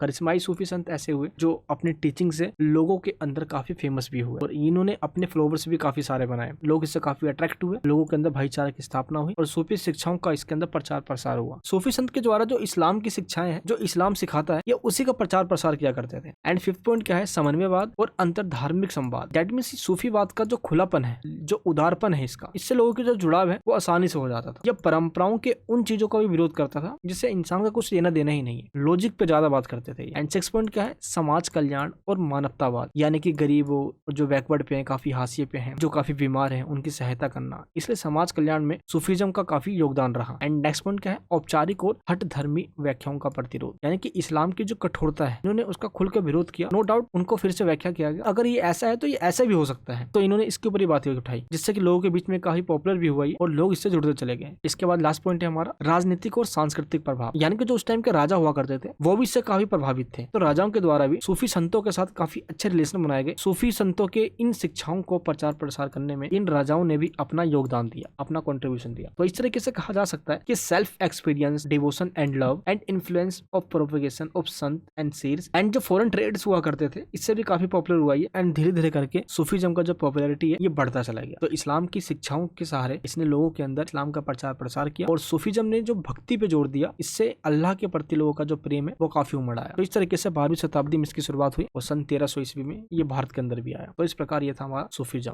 यह स्वीकार करना जरूरी है कि सूफीवाद की लोकप्रियता समय के साथ विकसित हुई और ये अलग अलग क्षेत्रों, अलग अलग समय पर ये और भी ज्यादा फैलते चले गए। इस्लामी दुनिया के एक महत्वपूर्ण आध्यात्मिक और सांस्कृतिक पहलू के रूप में सूफीवाद का उदय हुआ को आज भी याद किया जाता है। चलिए अब हम बात करते हैं अपने नेक्स्ट क्वेश्चन। नेक्स्ट क्वेश्चन है इस्लामी दुनिया में शहरीकरण, व्यापार और कला वास्तुकला पर चर्चा करें, यानी कि discuss urbanism, trade and art architecture in the Islamic world. आपको इस्लामिक दुनिया में बताना है कि शहरों का निर्माण कैसे हुआ, शहर आखिर क्यों इंपॉर्टेंट थे, व्यापार कैसे और किन जगह से होता था, कला और वास्तुकला के क्षेत्र में इस्लामिक दुनिया में क्या क्या चीजें बनाई गई है। देखो सबसे पहले आपको बता दूं, इस्लामी दुनिया को आकार देने में शहरीकरण, व्यापार, कला और वास्तुकला का बहुत बड़ा रोल है, क्योंकि जितने भी धर्म होते हैं इनके धर्म के अकॉर्डिंग कोई ना कोई ऐसा चीज बनता है जो उस धर्म की पहचान होती है। तो इसमें ही मस्जिद, कई सारे ऐसे भवन बनाए गए थे जो कि इस्लामिक दुनिया को रिप्रेजेंट करती है। अरब देशों के अंदर विशाल मात्रा के अंदर ये पाया जाता है और इस्लामिक दुनिया का एक्सपेंशन भी एक बहुत बड़े एरिया तक है, जिसके अंदर कई सारे डायनेस्टियों ने अपना कंट्रीब्यूशन दिया, जैसे कि उम्मयद हो गए, अब्बासीद हो गए एंड ओटोमन हो गए, मुगल हो गए। इन्होंने टाइम टू टाइम अपने अकॉर्डिंग इन्होंने अपना कंट्रीब्यूशन दिया, इन्होंने शहरों का निर्माण करवाया, पार नेटवर्क बनाया, कला और वास्तुकला यानी कि आर्ट एंड आर्किटेक्चर के एरियाज में भी इन्होंने अपना कंट्रीब्यूशन दिया, नो डाउट इसके अंदर भी। चलिए अब हम ये देखते हैं कि इस्लामिक दुनिया में शहर कैसे बने। देखो इस्लामी शहर सभ्यता और शिक्षा के केंद्र हुआ करते थे। यहाँ पे दूर दूर से लोग शिक्षा लेने के लिए आया करते थे, जहाँ पे मस्जिद, बाजार और सार्वजनिक स्नान हुआ करता था और ये काफी लोगों को अट्रैक्ट करता था, जिसमें सबसे इंपॉर्टेंट है मदीना। ये एक ऐसा शहरीकरण का एग्जाम्पल था जहाँ पर लोग दूर दूर से आया करते थे। एंड इसके बाद अगर हम व्यापार की बात करें, देखो इस्लामिक दुनिया का मतलब जो अरब देश है, जहाँ जहाँ पे मुसलमान लोग रहते हैं, यानी कि जो मोमडन कंट्रीज है, उन सभी को मिलाकर बनता है इस्लामिक दुनिया। तो इनकी जो इकोनॉमी के जो रीढ़ की हड्डी था वो था ट्रेड, व्यापार। व्यापार के सहारे ये दुनिया भर के अंदर फैलते चले गए और अलग अलग एरियाज में इन्होंने व्यापार भी किया, जैसे कि मिडल ईस्ट को ये ईस्ट एशिया से जोड़ता है, जहाँ पे सिल्क रोड के द्वारा ये व्यापार करते हैं चाइना के होते हुए। एंड इसके बाद हिंद महासागर से मध्य सागर होते हुए इस समुद्री मार्गों के द्वारा व्यापार किया करते थे, जिसके अंदर बगदाद हो गया, काहिरा हो गया, दमिश्क हो गया, इस्तांबुल हो गया और सिल्क रोड के रास्ते समरकंद हो गया और बुखारा। ये कुछ ऐसे शहरों के नाम है जो कि इस्लामिक दुनिया के अंदर यानी कि इस्लामिक वर्ल्ड के द्वारा यहाँ से व्यापार किए जाते थे। एंड इसके बाद क्या है, इस्लामी दुनिया में कला और वास्तुकला, यानी कि इस्लाम में ऐसे कौन कौन सी चीजें बनाई गई है जो इस्लाम की पहचान है, जिसमें सबसे पहले आता है मॉस्क्यू, दैट मींस मस्जिद। तो इस्लाम को मानने वाले लोग मस्जिद में जाके नमाज अदा करते हैं और काफी भव्य तरीके से इन मस्जिदों को बनाया जाता है, जिनके ऊपर गुम्मद होता है और मीनारें बनाई जाती है। ये गुम्मद का मतलब क्या है, तो गुम्मद होता है गोल्ड तरीके से, जैसे आप इस इमेज को देखिए, देखो ये किस तरीके से गोल टाइप में घुमा हुआ है, जिसको हम डोम वगैरह कहते हैं, गोल होता है ये ऊपर से, ये मस्जिदों की पहचान होती है। तो इस्लामिक आर्किटेक्चर में जितने भी मस्जिद बनाए जाते हैं वो इस तरीके से ही बनाए जाते हैं। अब जितनी भी इमेजेस होगी आप देखिए जरा, जितने भी फेमस मस्जिद है इन सब के ऊपर गोल ही होता है और इस तरीके से मस्जिद वगैरह बनाई जाती है। तो मस्जिद का ही भव्य तरीके से बनाए गए हैं। दुनिया के अंदर मस्जिद को काफी इंपॉर्टेंट दर्जा दिया जाता है इस्लाम के अंदर। इसके बाद महल और किले बनाए गए हैं, जैसे कि राजा हुआ करते थे, कई डायनेस्टी के राजाओं ने अपने अपने टाइम पे शक्ति और अपने धन को दिखाने के लिए ये भव्य बड़े बड़े महल बनाया करते थे, जिसके चारों तरफ ये किले बना दिया करते थे। एंड इसके बाद उद्यान। उद्यान का मतलब क्या होता है, धरती पे स्वर्ग, डेट मींस एक ऐसी जगह जहाँ पे लोगों के मन में स्वर्ग का विचार आता है, जहाँ पे जलमार्ग हो, फव्वारे हो, हरी हरी वनस्पति हो यानी पेड़ पौधे हो, हमें स्वर्ग से महसूस हो। एंड इसके बाद मदरसे शिक्षा के केंद्र हुआ करते थे, उस टाइम से लेकर आज तक ये चला आ रहा है। कई बार लोग जो ट्रैवल किया करते थे वो विश्राम के लिए इन्हीं मदरसों में रुका करते थे, ठहरा करते थे। तो इस्लामी दुनिया के अंदर कला और वास्तुकला अगर देखना है तो मस्जिद, महल, उद्यान और मदरसे, इन चारों में देखा जा सकता है।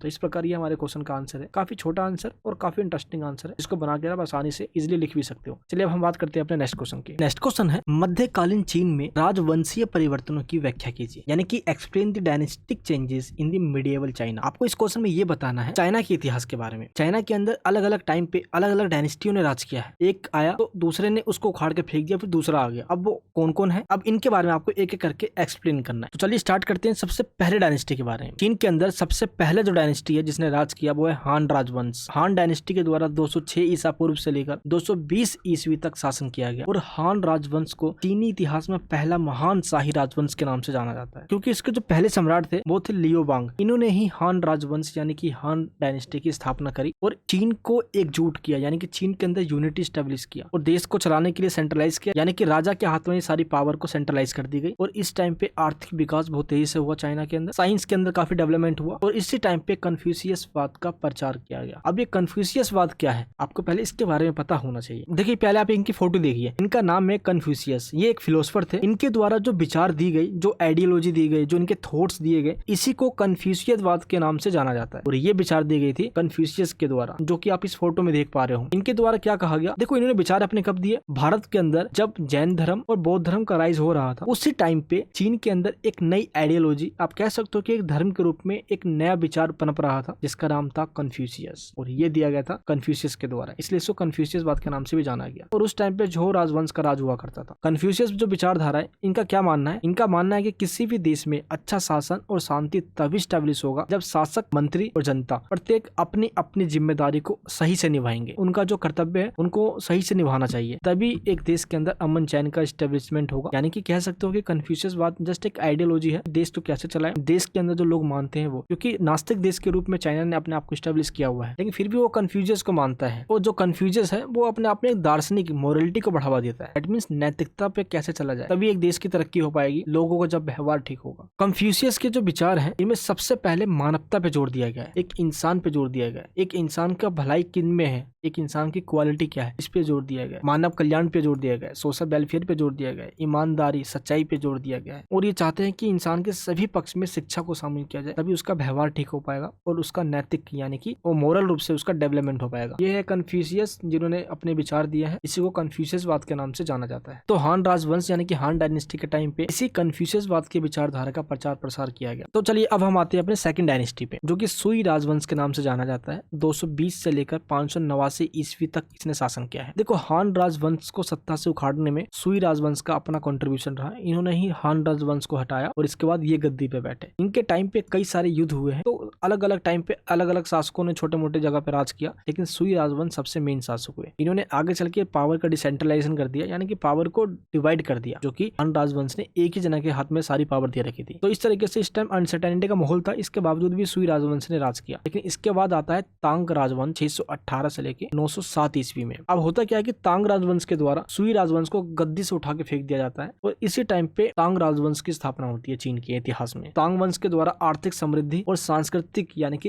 कल्चरल एक्टिविटीज को काफी बढ़ावा दिया जाता है, जैसे आर्ट एंड लिटरेचर हो गया, तकनीक का विकास हो गया। इस कारण से तांग राजवंश के टाइम को पूरे चाइना के इतिहास में स्वर्ण युग यानी कि गोल्डन एज के नाम से जाना जाता है। इसी टाइम पे सिल्क रोड को व्यापार के लिए बनाया गया और यहाँ से व्यापारिक मार्ग बना, जिससे काफी फायदा हुआ चाइना को और चीन का प्रभाव मध्य एशिया और उससे आगे तक फैलता चला गया। तांग राजवंश के टाइम पे ये सब हुआ, इसलिए इसको गोल्डन एज के नाम से जाना जाता है। तांग राजवंश के बाद आता है सोंग राजवंश। अब ये सोंग राजवंश 960 से लेकर 1279 तक शासन करता है। तांग राजवंश को हटाकर सोंग राजवंश आता है और सोंग डायनेस्टी के टाइम पे चीन को फिर से एकजुट किया जाता है, जो कि अलग अलग टुकड़ों में बटा हुआ था। अब यहाँ पे यूनिटी आती है और इस काल में भी कला, संस्कृति और टेक्नोलॉजी का डेवलपमेंट होता है। सोंग डायनेस्टी के टाइम पे छोटे मोटे छपाई और बारूद का आविष्कार किया गया था, जिससे कि काफी सुविधा हुई। एंड इसके बाद युआन डायनेस्टी हुआ क्या, 1271 से लेकर 1368 यानी कि 1368 तक इन्होंने शासन किया और कुलवाई खान के नेतृत्व में मंगोलों ने सोंग राजवंश पे अटैक किया और इसको हरा दिया। और फाइनली सोंग डायनेस्टी को हराने के बाद मंगोलों के द्वारा एक नया डायनेस्टी स्टैब्लिश किया गया,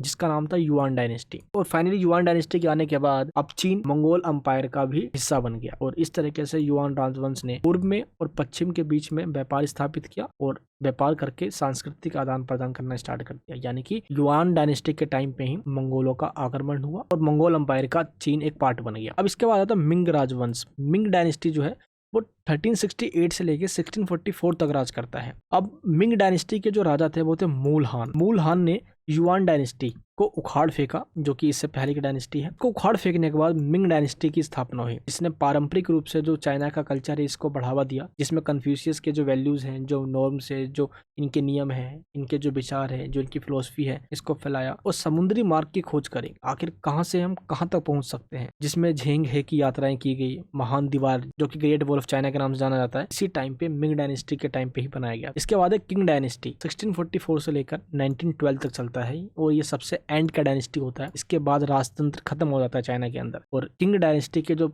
राजा थे वो थे मंचू के द्वारा ही किंग डायनेस्टी का एस्टेब्लिशमेंट किया गया और चीन के कई क्षेत्रों तक ये डायनेस्टी फैलता चला गया। 19वीं सेंचुरी तक आंतरिक भ्रष्टाचार के वजह से, पश्चिमी शक्तियों के बाहरी दबाव की वजह से अब किंग डायनेस्टी भी खत्म हो गया और फाइनली अब होता क्या है, 1949 के अंदर चाइना के अंदर रेवोल्यूशन होता है। राजतंत्र को उखाड़ के तो पहले ही फेंक दिया गया 1912 में ही, लेकिन अब चाइना बन जाता है रिपब्लिक ऑफ चाइना यानी कि कम्युनिस्ट कंट्री और कम्युनिस्ट कंट्री के रूप में चाइना का एस्टेब्लिशमेंट होता है। कम्युनिस्ट पार्टी के द्वारा रेगुलेट किया जाता है। 1970 के डिकेड्स में चाइना रिफॉर्म करता है और ये थोड़ा लिबरल पॉलिसी अपनाता है जिससे कि बाहरी ट्रेड भी किया जा सके, WTO का मेंबर बनता है और आज चाइना पहले के चाइना के मुकाबले में बहुत डेवलप हो चुका है। पॉलिटिकल मामलों तो बिल्कुल खत्म है चाइना, लेकिन इकोनॉमिक एक्टिविटीज और इकोनॉमिक मामलों में जो चाइना ने डेवलपमेंट किया है वह वाकई में सीखने लायक। तो इस प्रकार ये सारे हमारे चाइना के अलग अलग डायनेस्टी हैं। चलिए हम बात करते हैं अपने नेक्स्ट क्वेश्चन। नेक्स्ट क्वेश्चन है मंगोल आक्रमण ने चीनी सभ्यता को कैसे प्रभावित किया, यानी कि how did the Mongol invention affect Chinese civilization. China के अंदर मंगोलों के द्वारा जब आक्रमण किया गया तो इससे क्या क्या चेंजेस आए, चलिए एक एक करके जानते हैं हम। देखो बात 13वीं और 14वीं शताब्दी की है। जिस टाइम पे चीनी सभ्यता फल फूल रही थी उसी टाइम पे मंगोलों ने आक्रमण कर दिया और मंगोलों ने आक्रमण चंगेज खान के नेतृत्व में किया था। चंगेज खान मंगोल का रहने वाला था और चंगेज खान की लीडरशिप में ही मंगोल पे आक्रमण किया गया और फाइनली मंगोल के अंदर एक नया डायनेस्टी की एस्टैब्लिशमेंट की गई जिसका नाम था युआन डायनेस्टी। आप अगर मैप में एक बार देखोगे तो ये जो येलो आपको दिख रहा है पूरा, ये चाइना है। इसके ऊपर आपको दिख रहा है इस तरफ स्काई ब्लू में, ये है मंगोलिया। मंगोल के द्वारा चाइना पे अटैक किया गया था। चाइना के साथ इसका बॉर्डर लगा हुआ है, चाइना से ऊपर ही है मंगोल। ये जो आपको फोटो दिख रही है चंगेज खान जो कि मंगोल का था। तो मंगोलों के द्वारा जब चाइना पे आक्रमण किया गया, चाइना में एक नई डायनेस्टी बनी। वो डायनेस्टी कौन सी थी? Yuan dynasty. चलिए अब हम बात करते हैं कि क्या क्या चेंजेस आए। सबसे पहला चेंज आया पॉलिटिकल चेंजेस, यानी कि राजनीतिक बदलाव आया। राजनीतिक बदलाव में ये हुआ कि जो राजा हुआ करता था उस राजा का डायनेस्टी चेंज कर दिया गया। मंगोलों के आक्रमण से युआन डायनेस्टी का एस्टेब्लिशमेंट हुआ और बीजिंग इसकी राजधानी बनाई गई। यह पहली बार था कि चाइना के अंदर कोई विदेशी शासक यानी कि कोई विदेशी राजा बन रहा है। वो चाइना का निवासी नहीं है, वो नॉन चाइनीज है और इसका पूरे चाइना पे कंट्रोल स्थापित हो गया। सरकार में सर्वोच्च पद जितने भी थे उन सब के ऊपर मंगोल अधिकारियों को भर दिया गया या ऐसे लोगों को भरा गया जो चाइना के नहीं थे, वो नॉन चाइनीज थे। एंड सेकंड चेंज क्या आया? कल्चरल चेंज आया। कल्चरल में ये चेंजेस आया, मंगोलों ने जो चाइना की कल्चर है इसको दबाया नहीं बल्कि उसका फायदा उठाया। मंगोलों के द्वारा चाइनीज कल्चर का अपने देश के अंदर ले जाना, वहां का कल्चर चाइना में लेकर आना, इससे आदान प्रदान हुआ। चीन की जो कस्टम है इसका ज्ञान मंगोलों को मिला और अंपायर खड़ा करने में काफी हेल्प हुई। धीरे धीरे करके जो चाइना का जो कस्टम है, जो रीति रिवाज है, ये मंगोलियन अंपायर यानी कि मंगोल के ज्यादातर हिस्सों के अंदर ये फैलता चला गया। एंड थर्ड पॉइंट क्या है? आर्थिक प्रभाव, यानी कि जो मंगोल अंपायर था इसका विशाल क्षेत्र पे कब्जा था और ट्रेड एक्टिविटीज को मंगोलियन अंपायर के द्वारा कंट्रोल किया जा रहा था और ये ट्रेड एक्टिविटीज सिल्क रोड के द्वारा होती थी, जहाँ पे चाइना अपनी माल चाइना के बाहर देशों के अंदर बेचा करता था। अभी सिल्क रोड क्या है? अगर आप इस मैप को देखोगे तो मैप में देखिए आप, ये रहा यहाँ पे चाइना, तो इसमें जो भी आपको रेड कलर की लाइन दिख रही है ये सिल्क रोड है जो कि अलग अलग देशों से चाइना को जोड़ देती है। यहीं से व्यापार हुआ करता था। चाइना के कई सारे गुड्स यानी कि वस्तुएं हो गई जो अलग अलग देशों में, जैसे अफ्रीका हो गया, यूरोपियन कंट्रीज हो गए, Persia, Arabia, Egypt and India में भी आया करता था। तो ये सिल्क रोड के रास्ते से व्यापार किया जाता था। इससे चाइना को काफी फायदा मिला। इसका पूरा फायदा मंगोलियन अंपायर ने उठाया, यानी कि इकोनॉमिक एक्सप्लोटेशन करके। तो ये था हमारा इकोनॉमिक इफेक्ट। एंड जो फोर्थ चेंज आया वो क्या था? बुनियादी ढांचे का विकास, यानी कि मंगोलियन अंपायर ने चीन के अंदर कुछ इंफ्रास्ट्रक्चर भी बिल्ड किए, जैसे सड़क बनाए, नहर बनाए एंड पब्लिक सेक्टर में काफी डेवलपमेंट किए जिससे कि लोगों की जिंदगी आसान बन सके। और परिवहन यानी कि ट्रांसपोर्ट का भी डेवलपमेंट किया, यहाँ पे संचार कम्युनिकेशन के अंदर कॉन्ट्रीब्यूशन दिया जिससे कि लोगों की जो आवाजाही है ये सुविधाजनक हो सके। एंड इसके बाद क्या है? फिफ्थ पॉइंट, रिलीजियस टॉलरेंस, यानी कि टॉलरेंस दिखाया करते थे धार्मिक मामलों में, यानी कि अपने धर्मों के साथ साथ ये अन्य धर्मों का भी सम्मान करते। मंगोल अंपायर के जितने भी शासक हुए उन्होंने पिछले चीनी राजवंशों की तुलना में अलग अलग धर्मों के प्रति वो काफी टॉलरेंट हुआ करते थे, यानी कि इन्होंने टॉलरेंस की पॉलिसी अपनाई। ये धार्मिक तो इतने नहीं थे, फिर भी जैसे बौद्ध धर्म, इस्लाम धर्म एंड ईसाई धर्म के जो मानने वाले लोग हैं वो चाइना में रह सकते हैं, उनको मानने की अनुमति थी पूरी। तो इस तरीके से मंगोलों के द्वारा धार्मिक सहिष्णुता दिखाई गई, ताकि धर्म के मामले में इन धर्मों के लोगों को दबाया गया। एंड सिक्स पॉइंट क्या है? सामाजिक उथल पुथल। अब मंगोलों के द्वारा क्या किया गया? चाइना के अंदर कई सामाजिक समस्याएं पैदा कर दी गई। चीन से लोग अब माइग्रेट हो रहे थे, एक जगह को छोड़ के दूसरे जगह जा रहे थे और कई लोग सैकड़ों की संख्या में मंगोल अंपायर के खिलाफ अगेंस्ट में विद्रोह करने लगे, क्योंकि ये तो नॉन चाइनीज है, चाइना के अंदर वही शासन करेगा जो चाइनीज होगा, और इसके खिलाफ में चाइनीज लोग विद्रोह करने लगे कि मंगोलियों को अधिकार नहीं है हम पे राज करने का। चीन पर शासन करने के लिए गैर चीनियों को जो अधिकार दिया गया मंगोलियों के द्वारा, इससे काफी वो गुस्सा हो गए। भीतर भीतर तनाव बढ़ता चला गया और फाइनली संघर्ष हुआ। और एक टाइम आया कि जब कन्फ्यूशियसवाद का पतन हुआ। दैट मींस कन्फ्यूशियसवाद चाइना के अंदर एक महत्वपूर्ण विचारधारा है जो लोग फॉलो करते हैं, जो कि नैतिकता का पाठ लोगों को पढ़ाता है। मंगोल के शासन के टाइम पे जो कन्फ्यूशियस विद्वान थे, जो कन्फ्यूशियस के इंटेलिजेंट लोग थे, जो इनको फॉलो किया करते थे, इनके अधिकारियों को मंगोलियन ने क्या किया, हाशिए पर डाल दिया, बैकवर्डनेस पर डाल दिया, इनको बिल्कुल इग्नोर कर दिया। सिविल सर्विसेज के जो एग्जाम्स हुआ करते थे इसको भी इन्होंने धराशायी कर दिया और धीरे धीरे करके जो अब मंगोलियन जो इम्पैक्ट अब वो खोता जा रहा था। और फाइनली एंड में होता है चीन का विरोध, यानी कि चाइनीज लोगों के द्वारा विरोध किया जाता है मंगोलियन शासन का, और इस विद्रोह को मंगोलियन एम्पायर रोक नहीं पाता है। फाइनली इस विरोध के अंदर एक ऐसा मोड़ आता है जब एक लाल पगड़ी विद्रोह होती है, और लाल पगड़ी विद्रोह के द्वारा जो युआन डायनेस्टी था, जो कि मंगोलियन डायनेस्टी के रूप में एस्टेब्लिश हुआ था यहाँ पे, इसको उखाड़ के फेंक दिया गया और युआन डायनेस्टी के बाद आता है नया डायनेस्टी जिसका नाम था मिंग राजवंश, यानी कि मिंग डायनेस्टी। अब इसने क्या किया कि जो मंगोलों के द्वारा युआन डायनेस्टी बनाया गया था चाइना के अंदर, इसने जो जो चेंजेस किए मिंग डायनेस्टी के द्वारा उन सभी चेंजेस को खत्म कर दिया गया। ट्रेडिशनल जो कस्टम चल रहे थे चाइना के अंदर उनको फिर से इसने एस्टेब्लिशमेंट कर दिया यहाँ पे, और फाइनली मंगोलों का जो प्रभाव है वो खत्म होता है। तो कैसे प्रभाव पड़ा और क्या क्या चेंजेस किए गए मिंग डायनेस्टी के द्वारा, ये सब कुछ हमने जान लिया अपने इस क्वेश्चन के अंदर। आई होप आपको ये क्वेश्चन समझ में आ गया होगा। चलिए अब हम बात करते हैं अपने नेक्स्ट क्वेश्चन। नेक्स्ट क्वेश्चन है मध्यकालीन चीन की सांस्कृतिक उपलब्धियां और समाज के तकनीकी नवाचार का विश्लेषण कीजिए। आपको इस क्वेश्चन में बताना है कि एनालाइज द कल्चरल अचीवमेंट्स क्या क्या है of medieval China and the technological innovation of the society, यानी कि चाइना की क्या क्या अचीवमेंट्स है इन कल्चरल सेक्टर में, और टेक्नोलॉजी में क्या क्या इसने इन्वेंशन किया है, क्या क्या इसने इनोवेशन, और टेक्नोलॉजी में इसने क्या क्या इनोवेशन किया है, क्या क्या इसने आविष्कार किया है, ये बताना है आपको इसके अंदर। इससे पहले आपको मैं ये बता दूं, चाइना का जो मिडिवल पीरियड है ये 5th सेंचुरी से स्टार्ट होता है और ये 14th सेंचुरी तक चलता है, और इस दौरान कला, कविता और साहित्य में और इन चेंजेस की वजह से चाइना के अंदर बहुत बड़ा बदलाव भी आया। तो पहले हम बात करते हैं सांस्कृतिक उपलब्धियां यानी कि कल्चरल अचीवमेंट्स की। इसमें पहला पॉइंट ही है साहित्य और कला, दैट मीन चाइना के अंदर लिटरेचर एंड पोइट्री का काफी डेवलपमेंट हुआ, जिसमें तांग और सोंग डायनेस्टी के द्वारा अपना कंट्रीब्यूशन दिया गया साहित्य के विकास में। ली वाई और डूफू जो की फेमस पोइट्री है यहाँ के चाइना के, इन्होंने प्रकृति, प्रेम, मानव अनुभव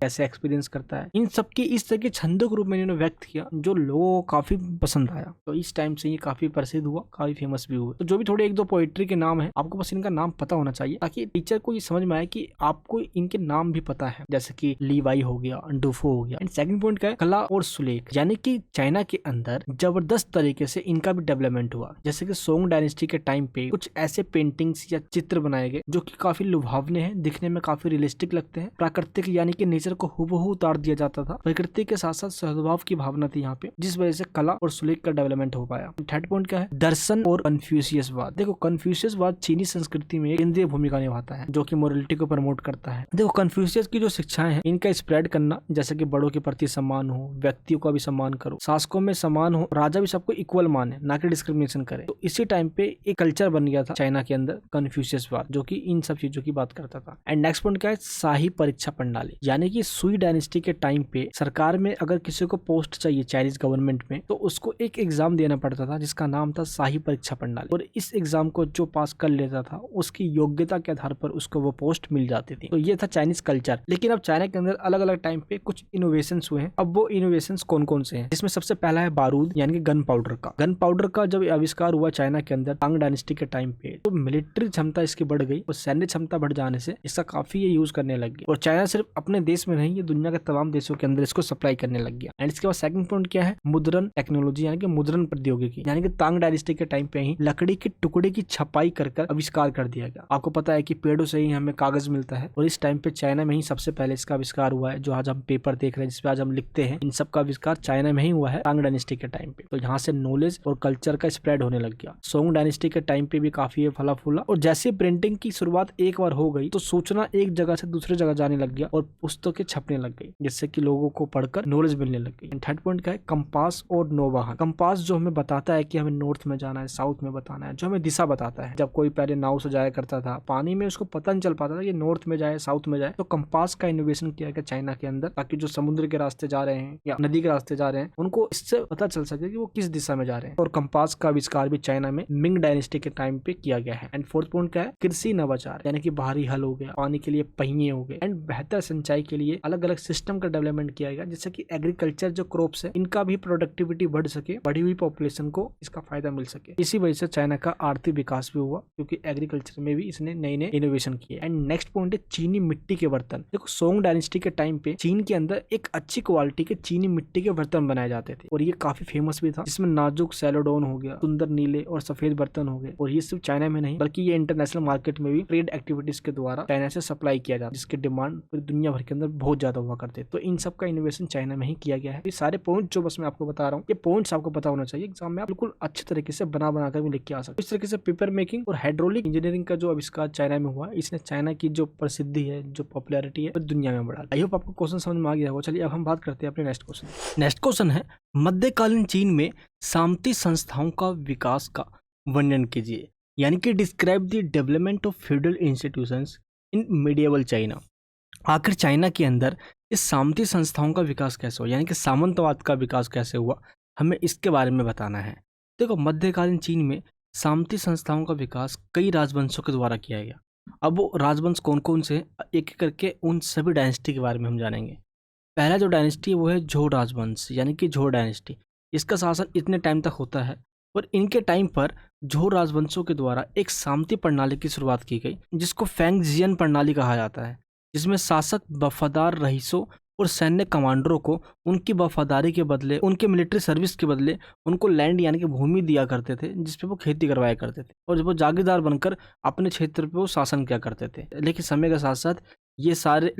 साथ ये सारे जागीरदार काफी ताकतवर बन गए और जो सेंट्रल पावर यानी कि जो राजा की शक्ति है वो कम होते चले गए। इसका मतलब साफ ये हुआ कि राजा ने ऐसे लोगों से मिलिट्री सर्विस के लिए उनको अपनी भूमि दी, और जब कोई भूमि देता है और उससे मिलिट्री सर्विस लेता है तो इसको सामंतवाद के नाम से जाना जाता है, फ्यूडलिज्म। ये हमने अपने फर्स्ट क्वेश्चन में देखा और ये चाइना के अंदर झोड़ डायनेस्टी के द्वारा किया भी गया। एंड इसके बाद युद्धरत राज्यों की अवधि, यानी कि इस टाइम से लेकर इस टाइम तक झोड़ डायनेस्टी का पतन हुआ और फ्यूडल सिस्टम जो है इसमें चेंज आया। और इस टाइम पे जब वॉर वगैरह हो रहा था चाइना के अंदर, इंटरनल कॉन्फ्लिक्ट हो रहे थे, तो जो सेंट्रल पावर है वो काफ़ी कमज़ोर हो गया। कई राज्य स्वतंत्र हो गए, वो अपना शासन खुद चलाने लग गए और शक्तिशाली कुलीन परिवारों का शासन यहाँ पे स्टैब्लिश हुआ। पावर का डिसेंट्रलाइजेशन कर दिया गया। कोशिश ये की गई कि पावर किसी एक इंसान के हाथ में ना हो, अलग अलग लेवल पे पावर को डिस्ट्रीब्यूट कर दिया जाए। जागीरदारों को अपने क्षेत्र में शासन करने का अधिकार पूरा दे दिया गया। क्लियर है। एंड इसके बाद नेक्स्ट डायनेस्टी आया जिसका नाम था किंग डायनेस्टी। इसका शासन इस टाइम से इस टाइम तक रहता है और किंग सु हुआंग किंग डायनेस्टी के एक राजा हुए जिन्होंने चीन को एकजुट करने में कामयाबी प्राप्त करी और किन शासकों ने शासन की एक अधिक केंद्रीकृत यानी कि सेंट्रलाइज प्रणाली को डेवलप किया। और इनका ये कहना था कि सामंतवादी सिस्टम नहीं होना चाहिए, सारी पावर को राजा के हाथ में दे दी गई और जो सामंत होते हैं, जागीरदार वगैरह होते हैं, इनको खत्म कर दिएगा। तो किंग डायनेस्टी के अंदर सामंतवाद खत्म हुआ, यानी कि किंग डायनेस्टी के टाइम पे सामंतवाद इस तरीके से फल फूल नहीं पाया जिस तरीके से हान डायनेस्टी के आ जाने से फल फूला। और हान डायनेस्टी का टाइम पीरियड होता है यहाँ से लेकर यहाँ तक। किंग डायनेस्टी के पतन के बाद हान राजवंश उभरा और इसने स्टार्टिंग में झोड़ डायनेस्टी की तरह सामंत प्रणाली यानी कि फ्यूडल सिस्टम को बेहतरीन तरीके से इम्प्लीमेंट किया। और इसमें ये बताया गया कि जो प्रशासनिक क्षेत्र है उसको अलग अलग लेवल पे डिवाइड कर दो, उनमें अलग अलग अधिकारी यानी कि ऑफिसर्स को अपॉइंट करो और हर टुकड़े पे एक एक ऑफिसर को अपॉइंट करके उसको उस एरिया से टैक्स कलेक्शन का काम दे दो और उस जगह पे ये व्यवस्था को, सिस्टम को बना कर रखेगा, ये उसकी रिस्पॉन्सिबिलिटी दे दो। तो कहीं ना कहीं यहीं से सामंतवाद, जैसे कि राजा ऊपर होता है, इसके नीचे कुलीन, एरिस्टोक्रेसी, नोबल्स होते हैं ये, और ये नीचे किसानों से खेती तो करवाते हैं, साथ ही मिलिट्री सर्विस भी देते हैं। और जो भूमि राजा के द्वारा इनको दी गई है उस भूमि से ये टैक्स कलेक्शन करते हैं, कानून व्यवस्था बना के रखते हैं और ये टैक्स कलेक्शन राजा तक प्रोवाइड करते हैं। तो कहीं ना कहीं सामंतवादी देखा जाता है हान डायनेस्टी के टाइम पे। एंड इसके बाद 6 और सुई डायनेस्टी, इनका शासन इतने से लेकर इस टाइम तक रहता है और 6 डायनेस्टी की अवधि और उसके बाद सुई डायनेस्टी, इनके द्वारा चीन के अंदर काफ़ी डिवीजन किया गया और इस टाइम पे अलग अलग हिस्से पे शासन करने के लिए अलग अलग सामंत प्रणाली यानी कि फ्यूडल सिस्टम को इंट्रोड्यूस करवाया गया। यानी कि कन्वेंस के लिए पूरे क्षेत्र को डिवाइड कर दिया गया ताकि हर एक क्षेत्र का एक सामंत हो, एक जागीरदार हो जिसके पास अपनी भूमि हो और वो यहाँ का शासन वो खुद चलाए। इसलिए 6 और सुई डायनेस्टी के द्वारा भी सामंतवाद का डेवलपमेंट किया गया। एंड इसके बाद है तांग डायनेस्टी, इसका शासन इतने टाइम से लेकर इतने टाइम तक रहता है। तांग डायनेस्टी के द्वारा भी ऑफिसर्स को नियुक्त किया गया, अपॉइंट किया गया, जो कि कुलीन परिवार से हुआ करते थे, जिनको एरिस्टोक्रेसी यानी कि अभिजात वर्ग भी कहा जाता है। अभिजात वर्ग पैसे वाले लोग होते हैं जो राजा के साथ मिलकर काम करते हैं और इनके पास अंधाधुंध भूमि होती है, ये बहुत बड़े बड़े भूमि के मालिक होते हैं। ये चाहते थे स्टेबिलिटी लाना, समृद्धि लाना, आर्थिक विकास करना, और इसलिए तांग डायनेस्टी के द्वारा भी डेवलपमेंट के रूप में सामंतवाद को अपनाया गया, यानी कि सामंत व्यवस्था को डेवलपमेंट तांग डायनेस्टी के टाइम में भी किया गया। तो अलग अलग टाइम पे जो मैंने आपको बताया कि इस टाइम पे हुआ, इस टाइम पे नहीं हुआ, आपको बस उन डायनेस्टी का नाम याद करना होगा, क्योंकि एक तो इनके नाम ही इस तरीके से होते हैं। अगर आपको एक बार नाम याद हो गया तो अंदर की बातें सारे लिख भी सकते हो आप। इसलिए प्लीज़ एक बार इनके नाम, एक एक डायनेस्टी के कब कौन आया और किस दौरान किसने क्या क्या चेंजेस किया, ये आपको थोड़ा पता होना चाहिए। आई होप आपको ये क्वेश्चन समझ में आ गया होगा। चलिए अब हम बात करते हैं अपने नेक्स्ट क्वेश्चन। अब नेक्स्ट हमारा सबसे एंड का क्वेश्चन है शॉर्ट नोट। शॉर्ट नोट्स में टोटल 4 पॉइंट्स दिए गए हैं, एक एक करके इन चारों पॉइंट्स को हम एक्सप्लेन करेंगे। सबसे पहला है नाइट्स। देखते हैं हम नाइट्स के बारे में कि नाइट्स कौन होते थे और इनका क्या काम होता था। देखिए नाइट्स के बारे में हम अपने फर्स्ट क्वेश्चन में पढ़ चुके हैं। जैसा कि आपको मैंने बताया था, ये पिरामिड होता है जिसमें सबसे ऊपर होता है टॉप पे किंग, इसके नीचे होते हैं नोबल्स, और इसके नीचे होते हैं नाइट्स, और इसके नीचे होते हैं peasants, that means farmers. King के द्वारा जो भूमि है वो ये नोबल्स यानी कि लॉर्ड्स को दिया जाता था, और ये लॉर्ड्स मिलिट्री सर्विस के बदले में इन नाइट्स को दिया करते थे। और ये नाइट्स का काम होता था सुरक्षा देना और मिलिट्री सर्विस देना, ताकि अपने देश को सुरक्षित रखा जा सके। तो इस तरीके से नाइट्स काफी शौर्य यानी कि बहादुरी और साहस से भरे होते थे, और ये नैतिकता पे चला करते थे और अपने लॉर्ड्स के प्रति काफी लॉयल हुआ करते थे और होनेस्टी से अपना काम करते थे। नाइट्स का ये रिस्पॉन्सिबिलिटी था, और सिवल्डी नामक कोड ऑफ कंडक्ट से काफी रेगुलेट किया जाता था इनको। तो ये आपको बताना है इस नाइट्स वाले पॉइंट के अंदर। ईसाई धर्म के उत्थान और इनकी सिक्योरिटी में नाइट्स का बहुत बड़ा कंट्रीब्यूशन रहा। नाइट्स के काम क्या थे?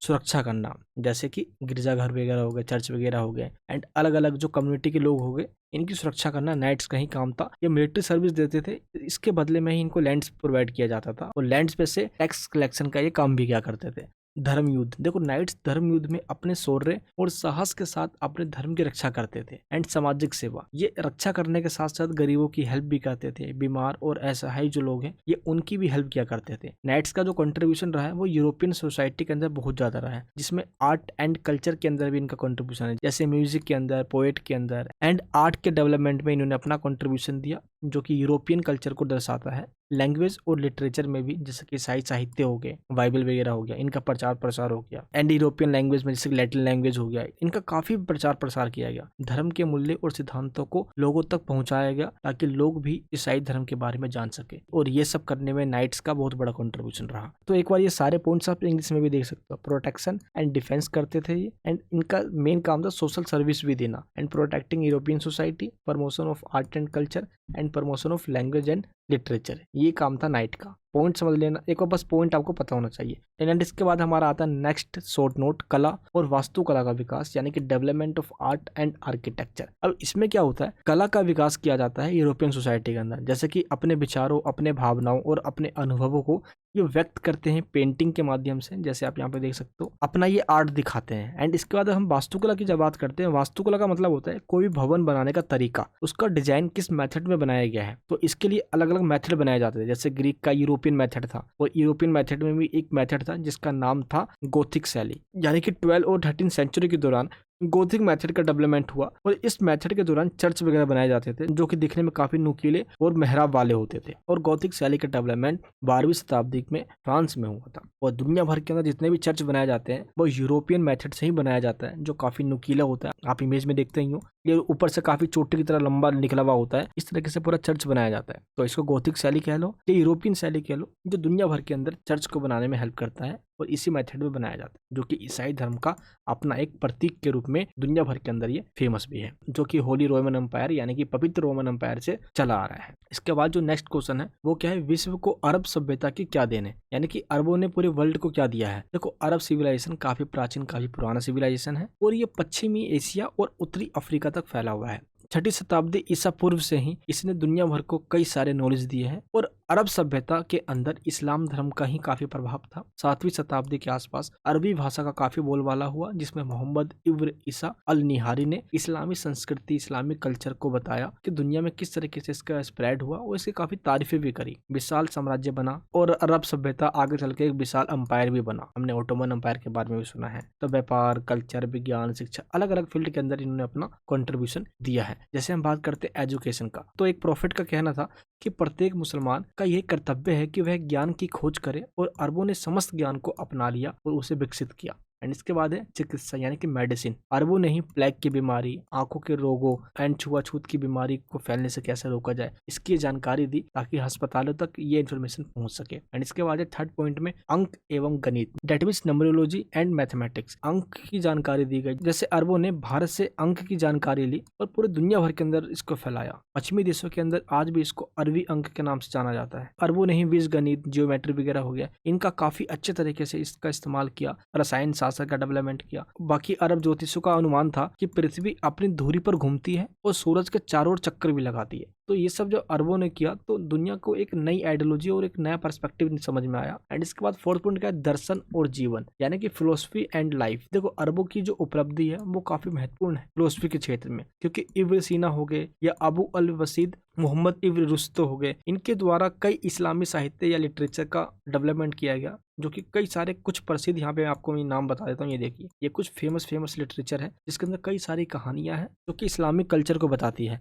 एंड इसके बाद फिफ्थ पॉइंट है अरबी कला। अरब कला पर बाइजेंटाइन और ईरान की कला का प्रभाव पड़ता है, जिसमें बल्बो यानी गुम्मद हो गए, छोटी मीनारे हो गए, एंड घोड़े के खुरे हो गए, आकार का मेहराब हो गया, एंड मरोड़दार स्तंभ हो गए। इन सब का इस्तेमाल किया जाता है एक मस्जिद को बनाने में। तो आज जितने भी इस्लामिक कंट्रीज के अंदर मस्जिद बनाई जाती है वो अरब कला के अकॉर्डिंग ही बनाया जाता है, चाहे वो एक लाइब्रेरी हो गया, पुस्तकालय, महल हो गए, या एक हॉस्पिटल हो गया, एक स्कूल हो गया। इस्लामिक कंट्री के अंदर इन अरबी कला का यूज करके ही इन सब चीजों को बनाया जाया करता है। नेक्स्ट हमारा जो शॉर्ट नोट है इसका नाम है अखलाक। अखलाक का मतलब क्या होता है, अच्छा व्यवहार करना। जैसे कुरान और कई हदीसों में नैतिकता को प्रमोट किया गया है और अखलाक शब्द का आना इस्लाम में नैतिकता को दर्शाता है। एक मुसलमान के लिए पैगंबर की सुन्नत का पालन करना, जो पैगंबर की सुन्नत दैट मीन जो आदेश है, जो उनकी टीचिंग, जो उनकी शिक्षाएं हैं, उनका पालन करना। एंड इसके बाद दान वगैरह देना, कुरान का पाठ करना, ईमानदारी से, सच्चाई से एक अच्छा अखलाक करना। एक अच्छा अखलाक का मतलब होता है अच्छा व्यवहार करना। अखलाक जो ये जो वर्ड है ये एक अरबी का वर्ड है, इसका हिंदी मतलब होता है अच्छे व्यवहार या अच्छा सदाचार। अखलाक मनुष्य के चरित्र और उसके इंडिविजुअल, उसका पर्सनैलिटी को बताता है कि एक इंसान के अंदर कौन कौन सी क्वालिटीज होनी चाहिए। अब ये कौन कौन सी क्वालिटीज होनी चाहिए इसको लेकर कुछ पॉइंट्स यहाँ पे बताए गए हैं, जो कि अखलाक दैट मीन्स एक अच्छे व्यवहार की क्वालिटी है। इसमें सबसे पहला है ईमानदारी दैट मीन्स ऑनेस्टी। ये कहता है कि कभी किसी को धोखा मत दो, किसी के साथ बेईमानी मत करो। नेक्स्ट है दया एंड करुणा दैट मीन्स काइंडनेस, यानी कि जरूरतमंद लोगों की हेल्प भी करो। नेक्स्ट है उदारता। उदारता का मतलब क्या है, ह्यूमैनिटी दैट मीन्स कुछ भी उम्मीद किए बिना दूसरों को देना। आज क्या होता है कि लोग दूसरे की हेल्प तो करते हैं लेकिन फटाफट उसकी वीडियोस बनाएंगे, रील्स में डालेंगे, भाई कुछ सिंपैथी मिलेगा, लाइक सब्सक्राइबर मिल जाएंगे। भाई देखो, किसी की हेल्प कर रहे हो तो दुनिया को मत बताओ। अब आपने किसी की आज हेल्प कर दी, पूरे दिन गए जा रहे हो, भाई आज मैंने उसके साथ ये किया, भाई मैंने आज उसकी हेल्प ये कर दी, फोटो खींच रहे हो, सब जगह शेयर कर रहे हो। तो हमें ये शो ऑफ यानी कि दिखावा नहीं करना चाहिए। एंड नेक्स्ट है क्षमा, फॉरगिवनेस दैट मीन्स हमें ज्यादा गुस्सा नहीं करना चाहिए या उन लोगों को क्षमा कर देना चाहिए जिसने आपके साथ अन्याय किया है। हमारे पास किसी को माफ करने की भी पावर होनी चाहिए। नेक्स्ट पॉइंट क्या है, विनम्रता। एक इंसान के पास घमंड नहीं होना चाहिए अपनी प्रॉपर्टी और अपनी अचीवमेंट्स को लेकर, नेगेटिव एटीट्यूड नहीं होना चाहिए। एंड इसके बाद है धैर्य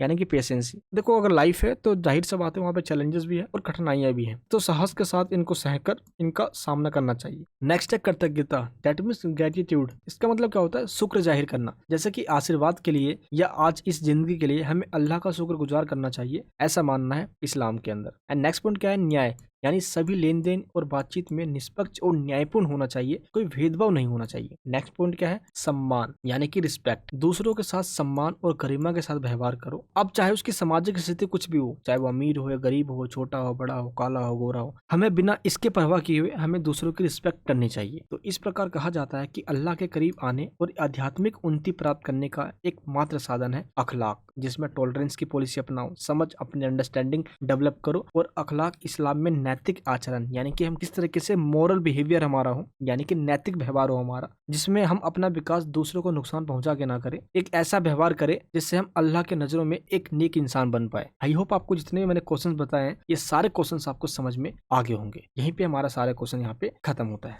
आई होप आपको मैंने जितने भी क्वेश्चंस बताए हैं विद आंसर के साथ आपको समझ में आ गया होगा। एक बार इस वीडियो को देख लेने के बाद अगर आपने नोट्स को पढ़ डाला, कसम से कहता हूँ लाइव झिंगा डाला, एक एक टॉपिक आपको आसानी से समझ में भी आएगा। और इस नोट्स में वही क्वेश्चन दिया गया है जो आपके एग्जाम्स में आने वाले हैं विद फॉर्मेट के साथ। एक बार पढ़ लेने के बाद आप कभी भूलोगे नहीं, एग्जाम्स में आंसर चुटकी में लिख दोगे। इस नोट्स को डाउनलोड करने की लिंक इस वीडियो के नीचे डिस्क्रिप्शन बॉक्स में दिया गया है। जैसे आप लिंक पे क्लिक करोगे आपके सामने इस तरफ हिंदी और इस तरफ इंग्लिश मीडियम में ये वेबसाइट ओपन हो जाएगी। आपको जो भी नोट्स चाहिए आपको सिंपल उस नोट्स पे क्लिक करना है और यहाँ पे वाई नाउ पे क्लिक करके इसको डाउनलोड कर लेना है। एक बार डाउनलोड हो जाने के बाद आपके पास पीडीएफ आएगी, आप मार्केट से पैसे देकर मोटी मोटी बुक लेकर आओगे, टेनियर लेकर आओगे, बट उससे काफी बेहतर ये नोट्स है जिसमें सिर्फ सिलेक्टेड क्वेश्चन है जो एग्जाम के पर्पस से ही बनाया गया है। तो प्लीज नोट्स को डाउनलोड कीजिए और ये वीडियो आपको कैसे लगी नीचे मुझे कमेंट बॉक्स में जरूर बताइए। ऐसे वीडियोस बनाने में बहुत मेहनत लगता है, तो प्लीज चैनल पर नए हो तो सब्सक्राइब कीजिए, बेल आइकन ऑन कीजिए और आपके एक लाइक और शेयर कर देने से मेरा मोटिवेशन यूं ही बना रहेगा। मैं मिलूंगा आपसे नेक्स्ट वीडियो के अंदर। अपना प्यार बनाए रखना। जय हिंद, जय भारत।